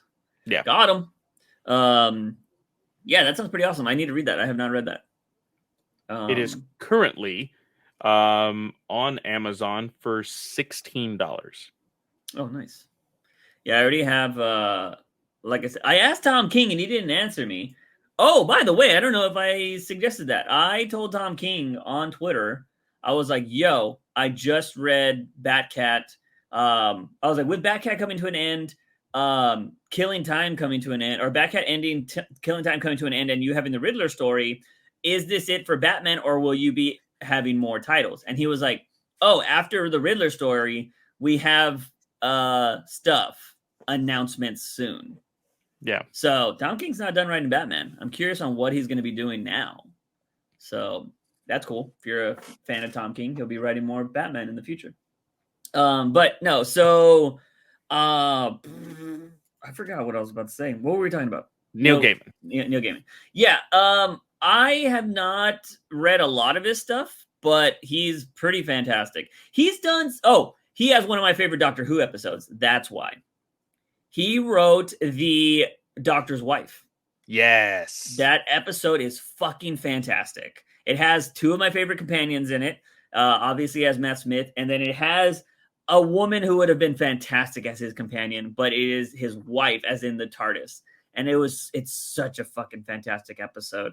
It was great. Like he takes, and I think that's kind of a writer you would want to be, is somebody that has recognition where you can just dive into one IP and you're like, I'm going to do one thing, but people are going to remember it.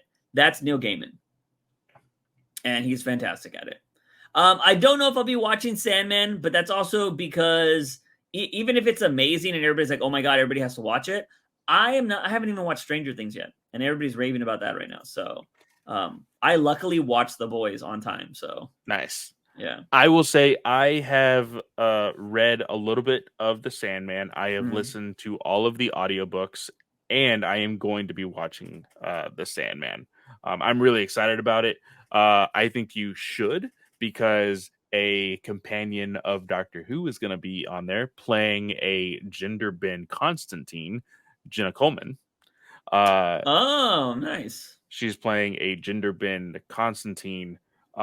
which is very, very interesting. How many people hated that? Oh, a lot. Yeah.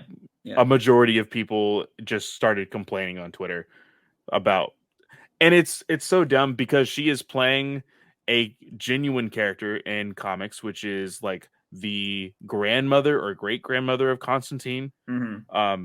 And then she's playing just the gender bin of Constantine. I'm just Mm-hmm. like, that makes sense because of genetics. They could look exactly alike. Yeah. You know? Do you think there was more hate for Jenna Coleman's Constantine or the Black Constantine? Ooh, probably the Black Constantine. Yeah. Yeah. Because at least Jenna Coleman's white, right? So some people are Yeah. like, I hate that she's a woman, but she's white. So yeah. So fucking sad. So yeah, there's that. I will check it out, hopefully, eventually. I don't know. I haven't even made a video for YouTube this week because I've been so fucking swamped. So Nice. but yeah, what else we got? So Red Hood is going on a little bit of a rant on 25. He talks about how so this also, we kind of talked about this, but he wants to know our opinion on it. So he says at some point Alfred is cleaning up energy drinks. I don't know if you'll talk about this. Just wanted to know, how do you feel about that? How do you feel about Batman relying on energy drinks to keep himself on his feet? I know the person who pointed it out to me said they thought it was out of character, but what do you think?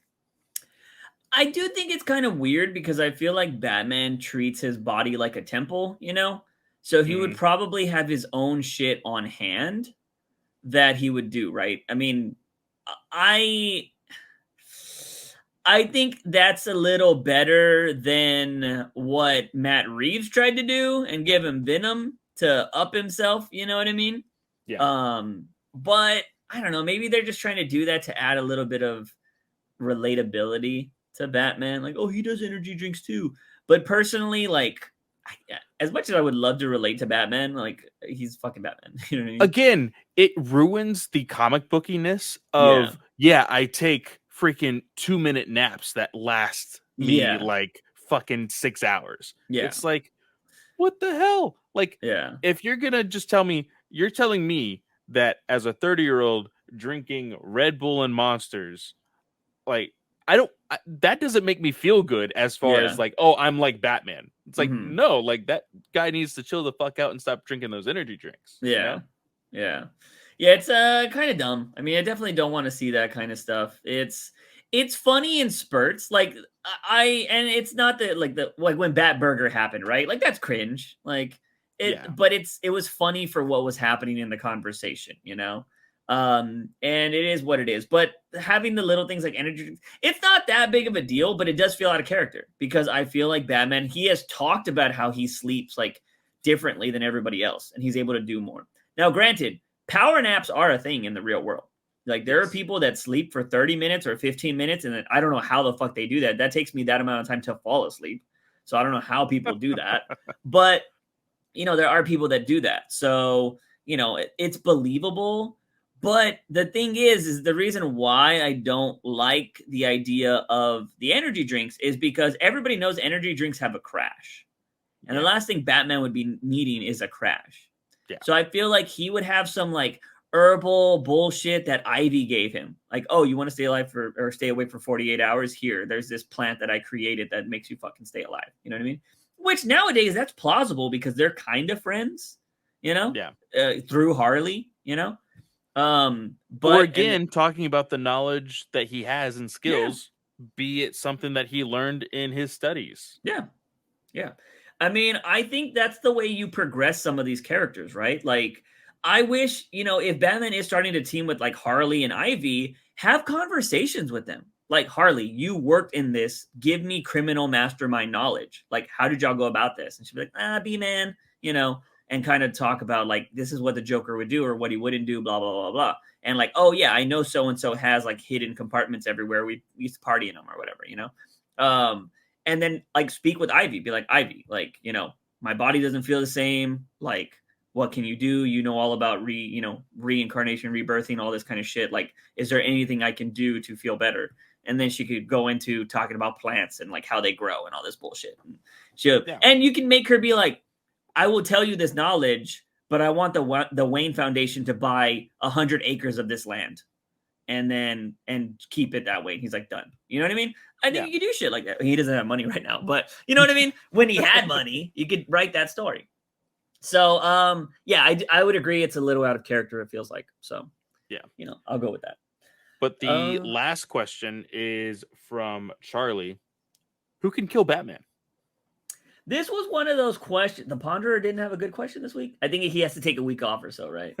To trying to get there. But yeah, I mean, anybody can technically kill Batman, right? He's a human. We've had this conversation about Superman and all that kind of jazz. He wins 99.9% of the time, but we also know he wouldn't kill him. So it's, you know, I don't think. I mean, it just all depends on how you write it, right? Like, I don't, it's fake stories. Anybody can kill him if you wanted to. Deathstroke has came close, apparently. Like, I think if I'm not mistaken, Deathstroke's first appearance, he beats the shit out of Batman. Yeah. And that was like a big thing that happened. Everybody's like, what the fuck? I'm sure if Joker wanted to, he could kill Batman pretty easy. But I think he likes playing with him. He likes toying with him. Yeah. And that's why he doesn't kill him. So I think it's, you know, as much as I would love to have a glorified debate and like fight it out, I mean, I'm a realist, and it's like it comes down to writing. If you write a good enough story, it's a good way to kill Batman. I personally, if I was going to do it, I don't see anybody other than the Joker that should kill him. You know what I mean? They've been together, so like I just don't think anybody else should be with Batman besides Catwoman. I think, you know, his biggest rival, if he was ever going to die, should be the one that kills him. And I think there's certain ways that it should be done. Because like, I think some people, I remember reading Final Crisis for the first time when I thought Batman actually died and he got shot by a bullet. I was like, that's so fucking stupid. Like, I thought it was so dumb. The one human in the Justice League, and you're like, that's fucking stupid. Yeah. Well, I thought it was stupid because of the way it was drawn. Like, his body was all like, nee! Like, it was all like, it looked really dumb. And like, I would have rather had it been like a 2-page spread of him falling backwards, like with the bullet going through him. But his like legs and everything were all flailed out, like all weird. And I was like, this art. And I think it was a 2-page spread too. And I was just like, I didn't like it. I thought it was dumb. But he didn't die. So, which I still argue that I feel like in a main continuity run, I don't feel like Batman's ever died. The people say that, but I was like, no, I don't think he technically did. He just disappeared for a while. Literally what's happening right now in Dark Crisis, right? So yeah. But anyways, so there's that. I think that is all the questions that we have. Because you haven't done the Twitter thing, right? You don't do the Twitter thing? So no, I did not ask this week. Yeah. So yeah, there's all the questions, ladies and gentlemen. And now we're gonna move on to some more stories. We have so much. I don't know what we should talk about. Let's knock out Batman Beyond first. What did you think of this week's Batman Beyond? I really enjoyed this week's Batman Beyond. Because I feel like it's the same reasoning behind what we've liked about this book overall is the losing of resources. Yeah. And the very last thing he has is his fucking suit. It is literally dying out. And he describes it as like, oh, it's shutting down. It's starting to turn offline. I'm having to force it to do things now. I really did enjoy that. I like the twist of the Sword of Gotham. That it is this, it of course is Gotham basically just hijacking the bodies of random people. Yeah. They don't really explain how that's done though, right? It's just, no, they don't. I think they will do it later, but it's gotta be like cell phones or something. Yeah, I think it's something to do with technology, of course. Yeah. But we see like this random old man in the very beginning, and he is revealed later on to be the Sword of Gotham. Yeah. And then freaking Terry goes to that detective. He's like, you're the only person I trust. Like, you got to help me out, blah, blah, blah. And all of a sudden she starts spazzing out, and now she becomes the Sword of Gotham also. Yeah. They change their weapons each time, though, it looks like. Yeah. So I thought that was kind of cool. So very quickly, this is a lot of fighting in this issue. It was a very quick issue to read. And so she turns into the Sword of Gotham. Terry, like, takes her taser gun, ties it into his suit, and uses it to knock her out, which I thought was very, impromptu, something Batman would do. And of course, I love how Terry is constantly referring to Batman, even though he's dead. Like, I think that is one of the best things about this story. I've never bought a Batman Beyond trade before. This might be the first time I'm going to buy one because I think this story is great. So my question here is, this book ends with him taking the girl, the woman that he's met before. He's like, I got to take you somewhere to be safe. And they go back to the old broken down manor, which I'm assuming he's going to go to the cave and stuff. But who do you think this is going to be in the future? Is she going to be a superhero? Is she going to be the new Catwoman? Obviously, I think this is a love interest. I could see it being a love interest, but her being a cop and then like becoming a Catwoman, I'm not entirely sure if I'm down for that. But I understand if they do want to make her a Catwoman because, of course, Bat-Cat totally makes sense. Making her a Batwoman or a Batgirl would also be kind of weird. I'm not sure. Because that's been done though, right? Technically, before in that series. Maybe not. Maybe it's retconned here. But there is a future Batwoman and Robin, isn't there? Yes, there is a future Robin who ends up being his brother. Yeah. And then Batwoman is actually Dick Grayson's daughter. Oh, okay. I didn't know that. Yeah. Yeah. So, yeah, I don't know. I enjoyed this book. Like I said, they're doing some really cool stuff with it. And I'm excited to keep reading. Like, that's the only thing I ever want from a book is that I'm excited to read the next issue. Yeah. So, not much I can say. This was a lot of fighting in this book. So, which was great.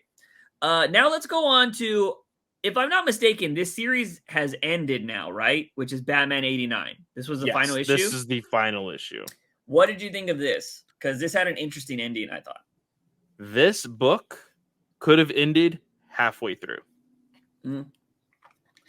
Yeah. I felt like the pacing of this book was not great. I like the final confrontation because it very much feels like something that, like, a la Batman 89 and Batman Returns, they were very climactic endings. And I feel like this is kind of in that same realm with how dramatic the coin toss was. And there was a little bit of a play of what ended up happening in Batman Forever. Of course, he didn't throw all the coins out when Two-Face flipped his coin, but it was kind of that same play of like, hey, I'm going to trick him. Yeah. But I don't know. I feel like it didn't feel rushed by any means because, of course, this book was delayed by 2 months. But I feel like they didn't know where they wanted to end it. You know? Yeah, I can see that. Yeah, it was an interesting book. I liked the Two-Face just murdering people. I thought that was pretty interesting, going on a little killing spree. I think there was some actual substance of like why he was killing those people. You know, that one guy that he was helping this whole series was all like, I got to make a phone call to make because you're just not who you are anymore. And he fucking kills him. Then blames it on Drake, which I thought was pretty cool. No, do you know who that person was? No. That first person that he just like point blank just shoots. Oh, Carmine, right? That's Falcone. Yeah, that was pretty crazy. Yeah, I read that at the end. I didn't know that until I read the ending. They were like, he killed Carmine and he killed Otis or whatever that guy's name was, Otto. And and then there's the whole Two-Face goes to the Batcave. Batman tries to switch out his coin, and he was like, "Why don't we leave it up to chance?" And Catwoman shows up, knocks him down. It's this whole like hanging on for dear life kind of thing, and Two-Face ends up dying. And Batman has this argument with Catwoman of like, you and I are not the same. Like, I thought we could be, but you're not the same. Like, I'm not a murderer. And then she ends up saying like, oh, you thought you switched out the coin. Your real coin's right here. Like, this is your double-sided coin. Like, he had the real one the whole time. And he was like, no. She was like, you'll never know that. And so I thought that was interesting. I think that is kind of like a metaphor of like, hey, you're slipping up, you're getting too old for this kind of thing. Yeah. Which, I mean, this is the Batman that we are now seeing, the gray on his sides and stuff. So we see a physical aging in this Batman, Yeah. which is technically supposed to be Keaton. But I did like that as well. I like the fact that Two-Face was trying to frame all the murders on Drake. I was like, oh shit, is this Yeah. actually going to be able to happen and stuff? But one thing that I didn't like Mhm. was I was really fucking confused at the coin flip and Yeah. how it was supposed to be showing you the two different possibilities. But like, Yeah.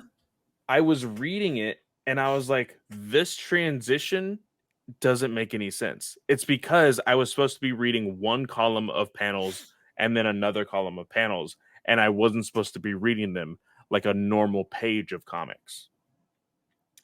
Yeah, I could see that. Yeah, I did get a little lost in there at some point with what was happening, but ultimately he still just fell to his death. So I was like, all right, cool, that's the outcome. But overall, man, I thought the stuff was interesting. I thought overall the book itself was readable. I would recommend it. Be like, yeah, if you want to read something with 89, definitely go check it out. Now, do you think they will pull from this for the DCEU? That's going to be interesting if they do. Yeah. Because if we have an old Batman, then we would have old villains. You know what I mean? Yeah. So I'm curious on what they would do here. You could still bring this actor back. He's still alive. So, because he's not Han Solo. He's fucking, what's his name, right? Calrissian? Yeah. Lando Calrissian. Yeah. So you could bring him back to make him Two-Face if you wanted. And then technically Robin is still alive too, because it was supposed If they wanted to do that. It was supposed to be one of the Wayne's brothers. So that would be interesting. I feel like they wouldn't go that route. And we also saw the artwork of Batman and Robin, and it was a white Robin. So, although they could make that Dick Grayson, though. How did you feel about Catwoman also being Oracle? Was she Oracle? Yeah, that's kind of weird. Maybe that's what that title was. When I read a title saying like, "Oh, the Catwoman is different in this universe." Kind of dumb. I mean, because she is giving technically who should be the real Oracle, Barbara, all the information. Yeah. And yeah, I don't know. I mean, everything's kind of wacky in this universe, anyway. So it is what it is. But yeah, I actually didn't really pick up on that until you mentioned it. So it is what it is. But yeah, all right. Let's see what else. Let's talk about vampires, because did you end up liking this, by the way? I did like this. Okay. Because we've talked about how the one-shots have not been great. No. But the main title is awesome. Yeah. I thought this was fantastic. So I don't know what's happening with those one-shots. Granted, the last one-shot was to set up what happens in this book, the ending. Yeah. But I still don't think it was necessary. Like, I feel like you could have told that story in 2 pages. The problem that I have with this story compared to the one-shots is there's characters here that we last saw together, and we don't know how they were able to separate and survive. Yeah. Such as Harley Quinn. We see in that one shot, she is now freaking boosted with Lex Luthor's blood and is now a vampire slayer. Yeah. And in here, we see Batgirl is with everybody else safely in spoilers, the bottled city of Kandor. Yeah. But the last time we saw Batgirl and Harley, they were together with the rest of the Suicide Squad. Yeah. Yeah. So what happened? No idea. That's why they should not do one-shots. Yeah, I thought this was pretty interesting with this was kind of like a road trip that was happening. There was a group of heroes that were trying to get a car, an armored car, to a certain location.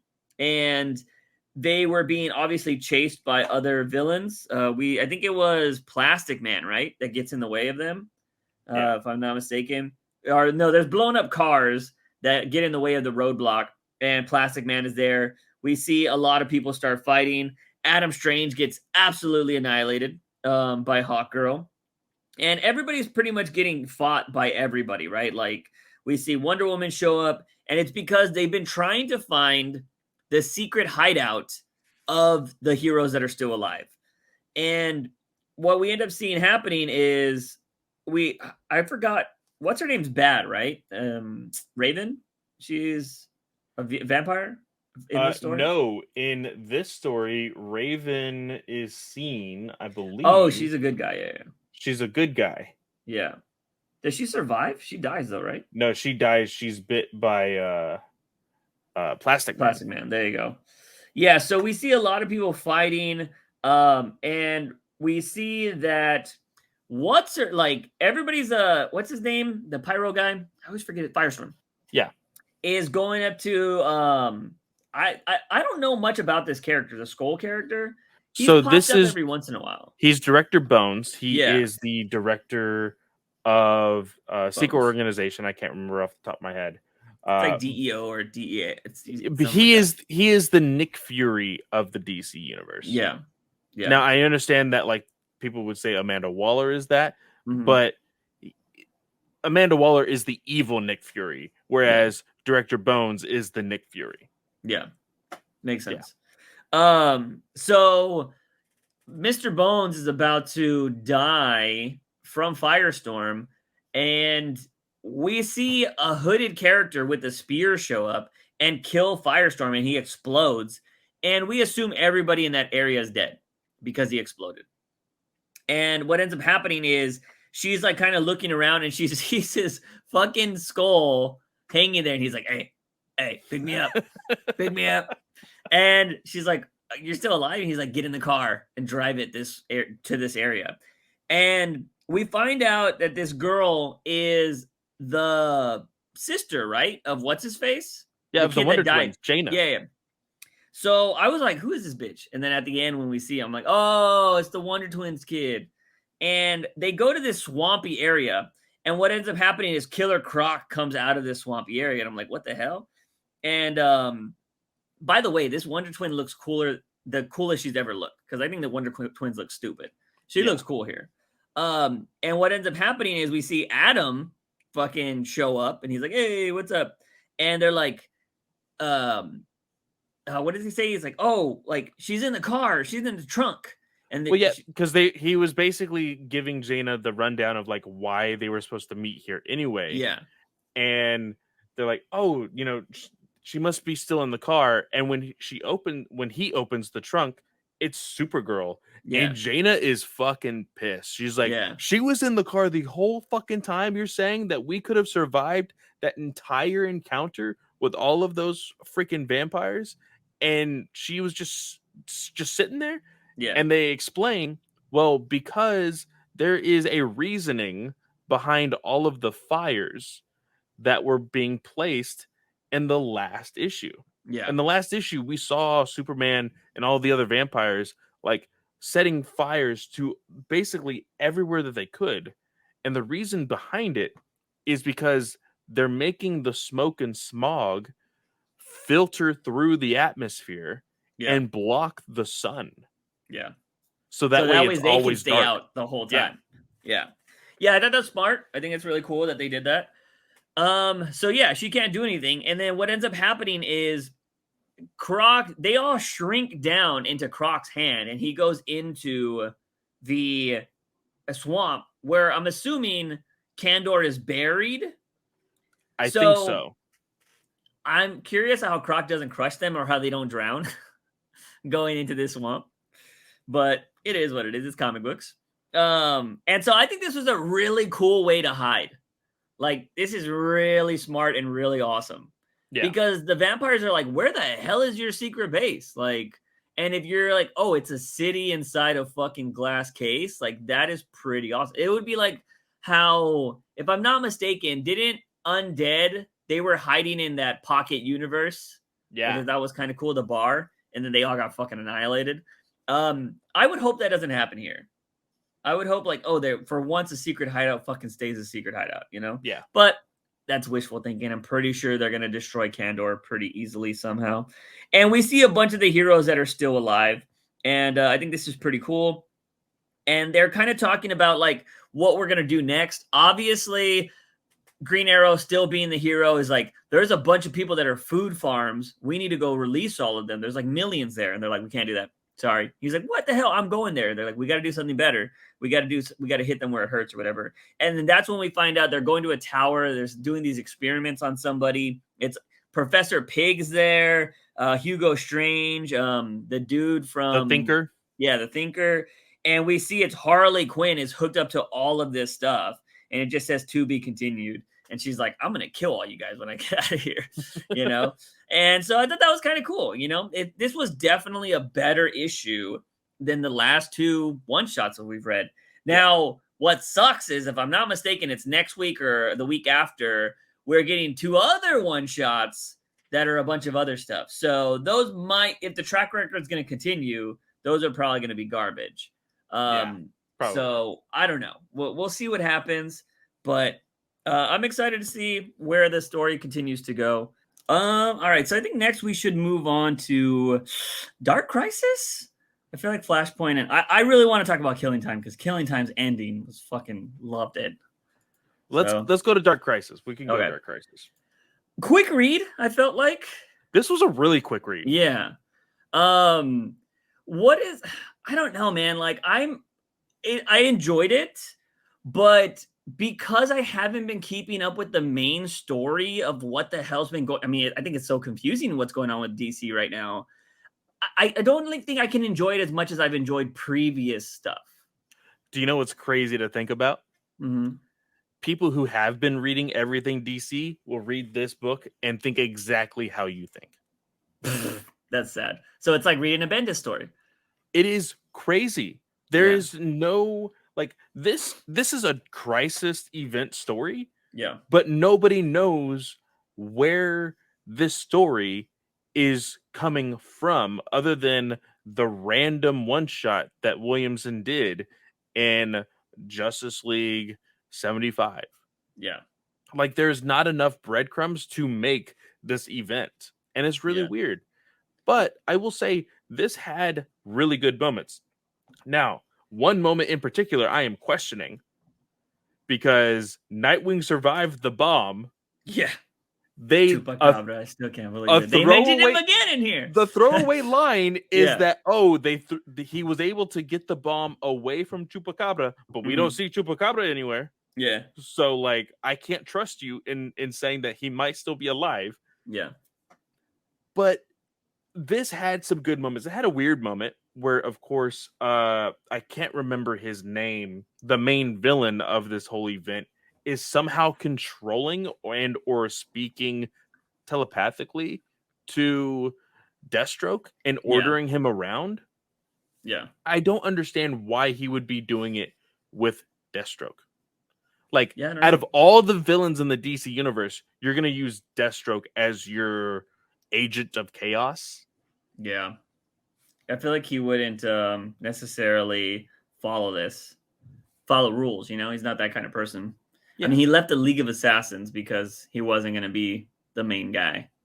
Yeah. So, pretty crazy. A really cool fight between Deathstroke and Nightwing here, because they're going to take all the Titans and be like, this is the future. Like, and they got beat by one ambush. Like, that's sad. And which I think is really interesting, because you always think of, like, the dream for superheroes is to be able to retire, right? Not to have to, like, be heroes anymore. So, like, there would be new generations. Villains don't think that way. They're like, we're going to do this until we die. Yeah. And so the new crop that's never dealt with these villains before, they're going to get fucking defeated. Like, you know what I mean?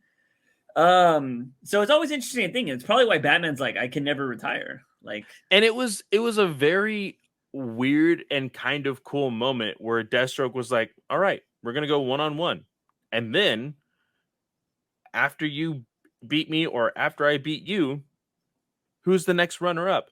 You guys, if you think you're going to be the heroes to save the world, you have to earn it.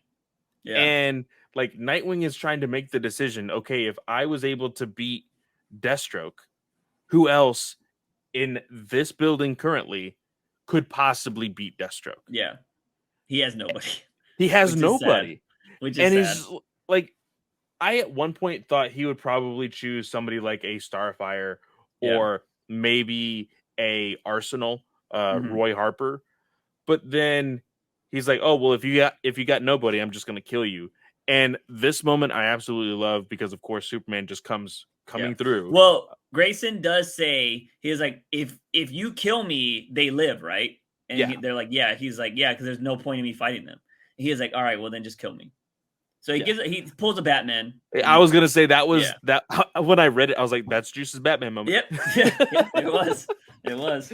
But go on. But Superman comes in here and is able to deflect the bullet. And Deathstroke says, well, we have a Superman of our own. Cyborg Superman comes out. And this is what I've had the conversation with a lot of other Superman fans. Mhm. Jonathan Kent has not had his ass whooped. Yeah. Yeah. He has not, like, yes, he's fight giant kaiju. He's done things that, any other Superman would, Mhm. but he hasn't had his doomsday moment. And Yeah. now I don't want his doomsday moment, but I do need him to be knocked down a peg Yeah. because as of right now, I love Tom Taylor. I love what he's doing to John in his book. But right now, it is almost literally rainbows and sunshine Yeah. for Jonathan Kent in his book. And I'm like, he needs to No pun have that. intended. No pun intended. But he needs his moment of like his Superman moment, Yeah. I feel that. And I think this is one step closer to that because And they're berating him the whole time, which I liked. They're like, "You're not yes, Superman."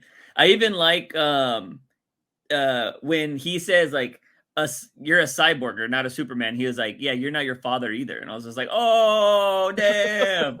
Like that's fucked up. So I but thought that like was cool. I enjoyed that. Like I said, it was a little weird that Deathstroke just like walked away with everybody in these portals. Yeah. But the one thing that I'm not entirely okay with, and I guess I'll just see how it goes, is at the very end, Black Adam is there, and he's like, I was right. John, you are not ready for this. And I technically was probably wrong about this also, but Nightwing, you clearly are not ready for this. So I'm going to have to train and make you guys the heroes that you are not ready to be. So he's going to be the leader of the Justice League. Wait, he says he's not ready? I thought he said. Did I read that wrong? I thought he read it as like, "Oh, you are," or something. No, like he that. says right here, he says, you heard, well, Black Adam says, I was right. You were not ready to lead the Justice League, son of Kal-El, but I was wrong about you, Nightwing. Mhm. Deathstroke may have led this attack, but the blame for all of this tragedy falls on your feet. Oh, yeah. Basically saying, like, he thought that Nightwing was going to be that leader. Yeah. But clearly he's not yet ready to be a leader. Yeah. And I genuinely think this is because they were caught with their pants down. Yeah, for sure. I think if Nightwing was like in the headspace of like, hey, I need to lead a Justice League, he could definitely do it. Yeah.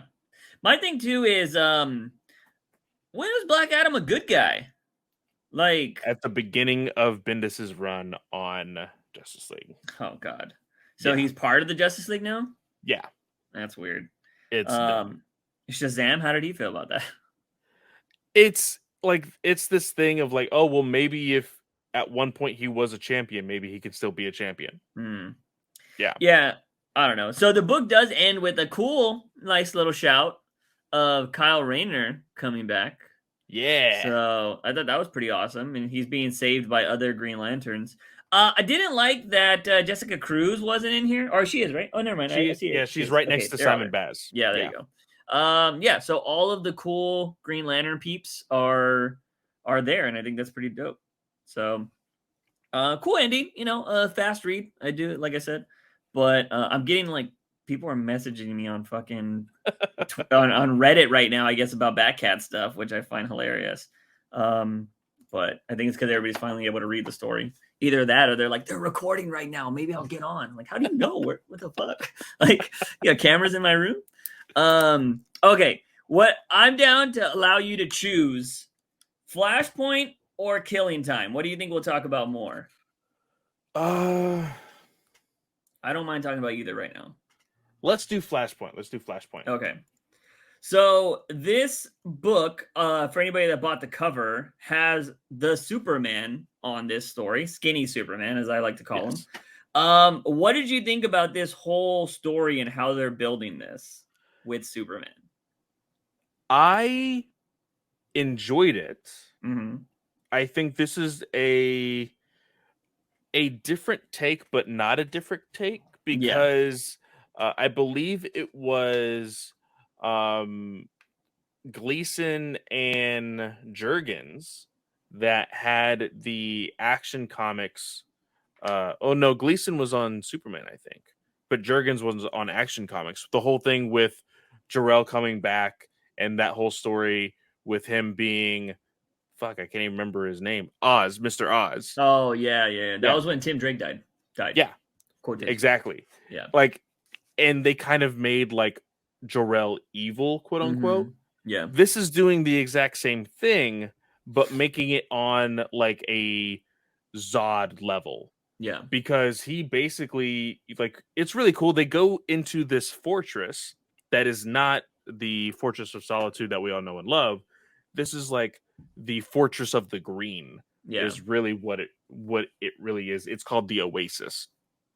And these Kryptonian crystals being also attached to Swamp Thing of this world, this Flashpoint world, it's able to read the crystals and project a message that Jor-El left, and basically saying, hey, you need to learn to adapt these new powers so that we can all come and survive and basically take over Earth.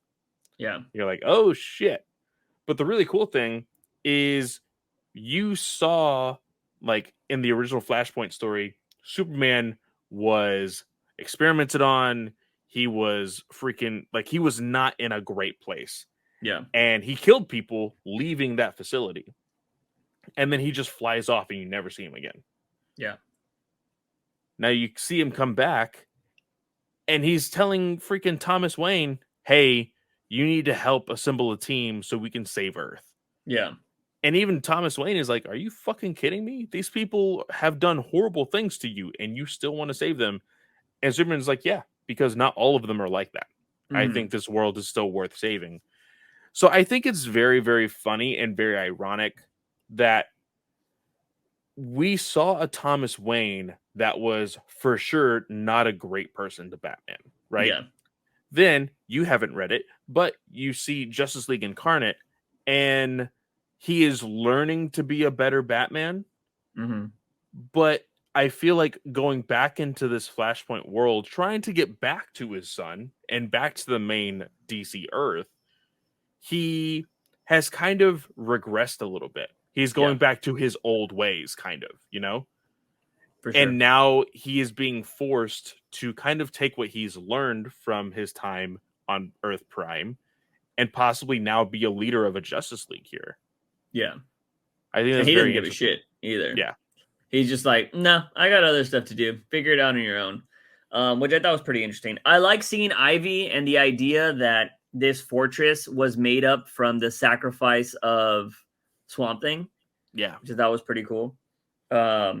So yeah, I mean, that was pretty much a majority of the issue, is just finding out that the Kryptonians are going to come to Earth to destroy it or to rule it.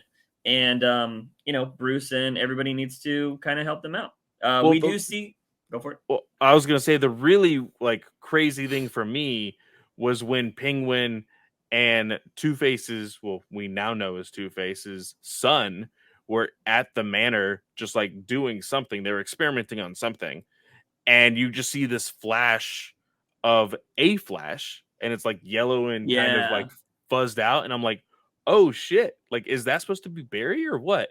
And then at the very end of the fucking book, it's fucking Reverse Flash, and Yeah. he is slaughtered, and all you see is the words or the word tick. Yeah. I thought that was pretty cool. So reference to Doomsday Clock, obviously. Yeah. And then we see at the very end the Time Force going through the time stream, which I think was pretty interesting. Or like Yeah. they're stuck in a time stream because they know things. It's called hyper time is where they're at. Yeah. And shit's going haywire. So this was the first book where we didn't get a Batman and the little Munchkin guy talking. Well, I think so. The people that that person is talking about to Bruce, these are those people. They're trying to make their way to what I would assume is Bruce. Yeah. But everything in the time stream is kind of going haywire. Yeah.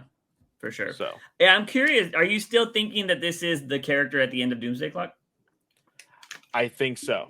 I think that Bruce is kind of playing God and is going to force their hand to basically fix some things. Now, what that entails, I'm not entirely sure, because we don't know Bruce's intentions other than just grabbing these things and forcing these people to confront Bruce. Yeah. It'll be very curious to see what's going to happen. Does this have a set amount of books? I haven't paid attention to that. I don't know. It has, so it's 3 out of 6. So there's 6. All right. So we're at the halfway point. Not bad. I'm enjoying that story though. That story's fantastic. So I'm excited to see where it's going to go and what's going to happen. What it's going to do for the DC universe, Yeah. So we'll see what happens there. But let's move on to Killing Time, our final book of the podcast. And give me your thoughts originally, because obviously I love this book, but I want to know your thoughts. I will continue to say I hate non-linear stories. And the reason being, everything in the beginning looked and sounded really, really cool. Yeah. The problem is, I feel like it should have been placed in the back half of the book. I feel like it would have dramatized the situation a little bit more. Because reading the book the way it is, I already know what's going to happen. The only new thing is literally the last page. Yeah. So, like, for me, I wasn't super invested in, like, how it happens. Yeah. Because I already know the chaos that's about to ensue. That makes sense. Yeah. I got you. I don't have a problem with it because I think it's done in a decent way. And the way the reveal at the end, I was just like, oh, it all makes sense. It makes so much fucking sense on like why we've had to deal with this for 5 issues. You know what I mean? You're gonna have to explain that to me when we get there. Okay. So the book starts off with a bunch of people dying. Like there's a war going on. We know that Penguin was sending a bunch of people to go after Riddler and Catwoman. So yeah, a lot of people are dying at this point. And we're just kind of seeing what's going on. We get a lot of the story talking about how this is going to go down. Penguin's kind of talking about what's going to happen. We get a flashback to somebody having the item that we've been kind of discovering this whole time. We have a lot of people going through. We have Batman rushing to where they think the whole thing's going to go down at. And essentially, it's just playing out to what's going to happen at the very end. So we all know, like Clay said, that a lot of people die at the start of this, and then we're getting what leads up to that particular thing. And then before we get to the ending, we find out what the item is, and it's the Eye of God. What did you think of that? So this was very confusing to me because it is described 3 different ways in this book alone. So it says the Eye of God. Okay. Well, this is a universe that has multiple guides. So what does that entirely mean? And then we see in, I believe, a flashback of what I would assume is the mascara or something like that. Maybe. Yeah, it seems like that. It was in, let's see here. Priestess of Athena stands on the beacon of Galapi. So I don't know. It is Athenian.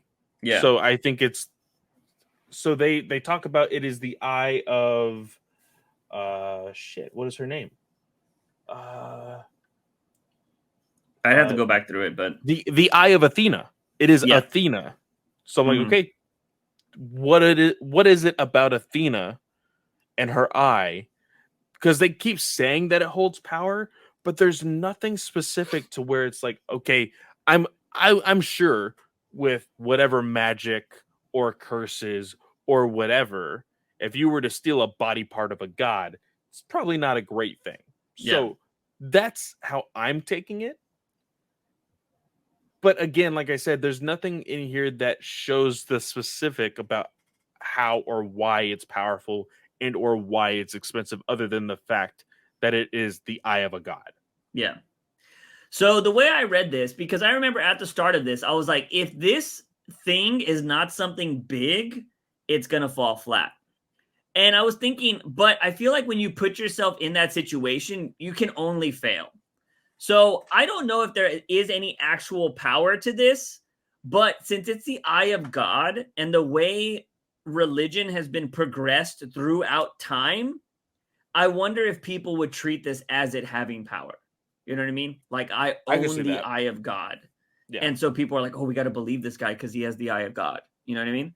So I Mm. wonder if that's the route King's going with. Like, it doesn't have power, but it has power through like spoken word. You know what I Yeah. mean?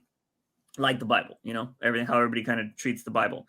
So I'd be curious with that. But this ending, like we see Batman showing up, he's fighting a bunch of people, Catwoman's trying to get away, and the eye of God gets knocked out of, I think, her hand, if I'm not mistaken, or Batman's hand, or somebody's hand, and it's rolling down a hill, and it rolls all the way down the hill, and somebody picks it up, and it's like they knew it was going to be there around that time, or it's just he knew where to be.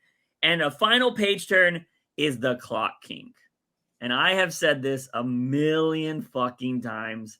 I love the Clock King. I think he's fucking fantastic. He's in the Batman animated series. It's where I first got introduced to him. I don't know if that's where he debuted, but I've always loved the Clock King just because he seemed like a simple character that had a unique gimmick, and I just loved it. I love this idea of somebody being obsessed with time, right? And so, if you know nothing about the Clock King, Clay, he's obsessed with time, as I just said. So, for somebody that has meticulous notes of what has happened throughout time, they would be able to explain everything the way you've read it in this book. And the thing I like about it is we've been reading this as Batman knew all the times, right? Like that's how we were reading it. Yeah. Like we thought it was Batman taking the notes, writing the notes, but for it to be revealed that it was Clock King and he knew the time that everything was going to go down because he plans out everything meticulously that way, I thought it was fantastic. Because I didn't even think about Clock King because nobody gives a shit about him. Okay, so that makes sense because I know that this Clock King, the version that we are seeing in this comic, is actually, because I just looked it up, the debut of Clock King was actually in August of 1960, but Okay. Clock King is the name of 3 different supervillains in DC Comics. Ah, okay. So this particular one is more influenced by, of course, the one that debuted in the Batman the Animated Series. Yes. I didn't know anything of him. And yeah, I've seen him in Green Arrow comics, but they don't really explain who he is as a character other than he's obsessed with clocks, in my eyes. That's Gotcha. really how he's portrayed. Here, you're basically telling me, does he like see into the future and stuff? Does he know these times? No. He's just somebody that has studied time. So he's probably read every book and all that kind of shit and just pieced history together through time. Okay. So like that's kind of how he is. Like he plans out stuff. Like if you watch those animated series issues or episodes, because I think he's in like 2 of them, you'll kind of see what he's doing. But I absolutely love this. I was just like, oh my fucking god, which was great because I read this after I read 125, so I was already mad. So I became like extremely happy after this. So that's kind of how it is, and that's all I really got to say. I just fucking love Clock King. Like I absolutely love that Tom King again took a very obscure character and made a story for him. Yeah. So I thought that was pretty awesome. But so Nice. yeah, that it explains like all the craziness, and it makes sense because I thought it was Batman taking those notes the whole time. And to get a curveball like that, I was just like, oh, fuck, that is awesome. But we'll see how it concludes, you know? I have a theory that it's just a spoken word and the eye of God does nothing. That's what I'm going to go with. So we'll see if it actually has powers. It would definitely be something that King would do. For sure. And we've seen that thing happen in real life. Like you said, the Bible. Yeah. just individuals, cult leaders. Mhm. They don't have actual power, but because of manipulation and things like that, and spoken word, oh Mhm. yeah, they have power now. I could see that happening. Yeah. And I will double down on you for that. I Yeah. think that'll happen as well. So, yeah, but that is our 2+ hour podcast about comic books, ladies and gentlemen. I can't Um, believe the first hour is legit just 125. yeah, yeah, I have a lot to say about that. But yeah, anyways, Clay, what do you got going on this week, man? So the reason why we are recording early is because in literally 3 hours, I'm going to go see Thor: Love and Thunder because I am going to be on a review for that on Friday night. So if you check us out at the Geekverse YouTube channel, Marvel Alliance is going to be doing a review of Thor: Love and Thunder. I hated Ragnarok, but everybody that I'm recording with loved it. Oh So God, I basically volunteered so that way I can keep them grounded a little bit on yeah. their like hype for the movie. So go check that out. So you're the Uh villain, hardcore. oh yeah. Oh yeah. That's funny. Same way I was in the Batman review for DC Alliance. Yeah. So I have that going on. If you guys check out Star Wars Alliance, we just reviewed a novel called Shadow of the Sith, where we actually were able to interview the author a couple weeks back. So now we're doing the review of the book. So go check that out as well. But other than that, nothing really. Noise. I don't have anything going on this week, ladies and gentlemen. I am super behind on work, so I've just been catching up. I don't even know if I'll have a YouTube video this week. Hopefully be live streaming tomorrow, but I mean, it's been peaking during this podcast. My anxiety's being a little weird, so I might just take tomorrow off. We'll see what happens. But that is going to be it for this podcast, ladies and gentlemen. As always, he is Fanboy Clay. I am Juice Wayne, and remember, Batman is awesome. See you guys next time. See ya. Whew.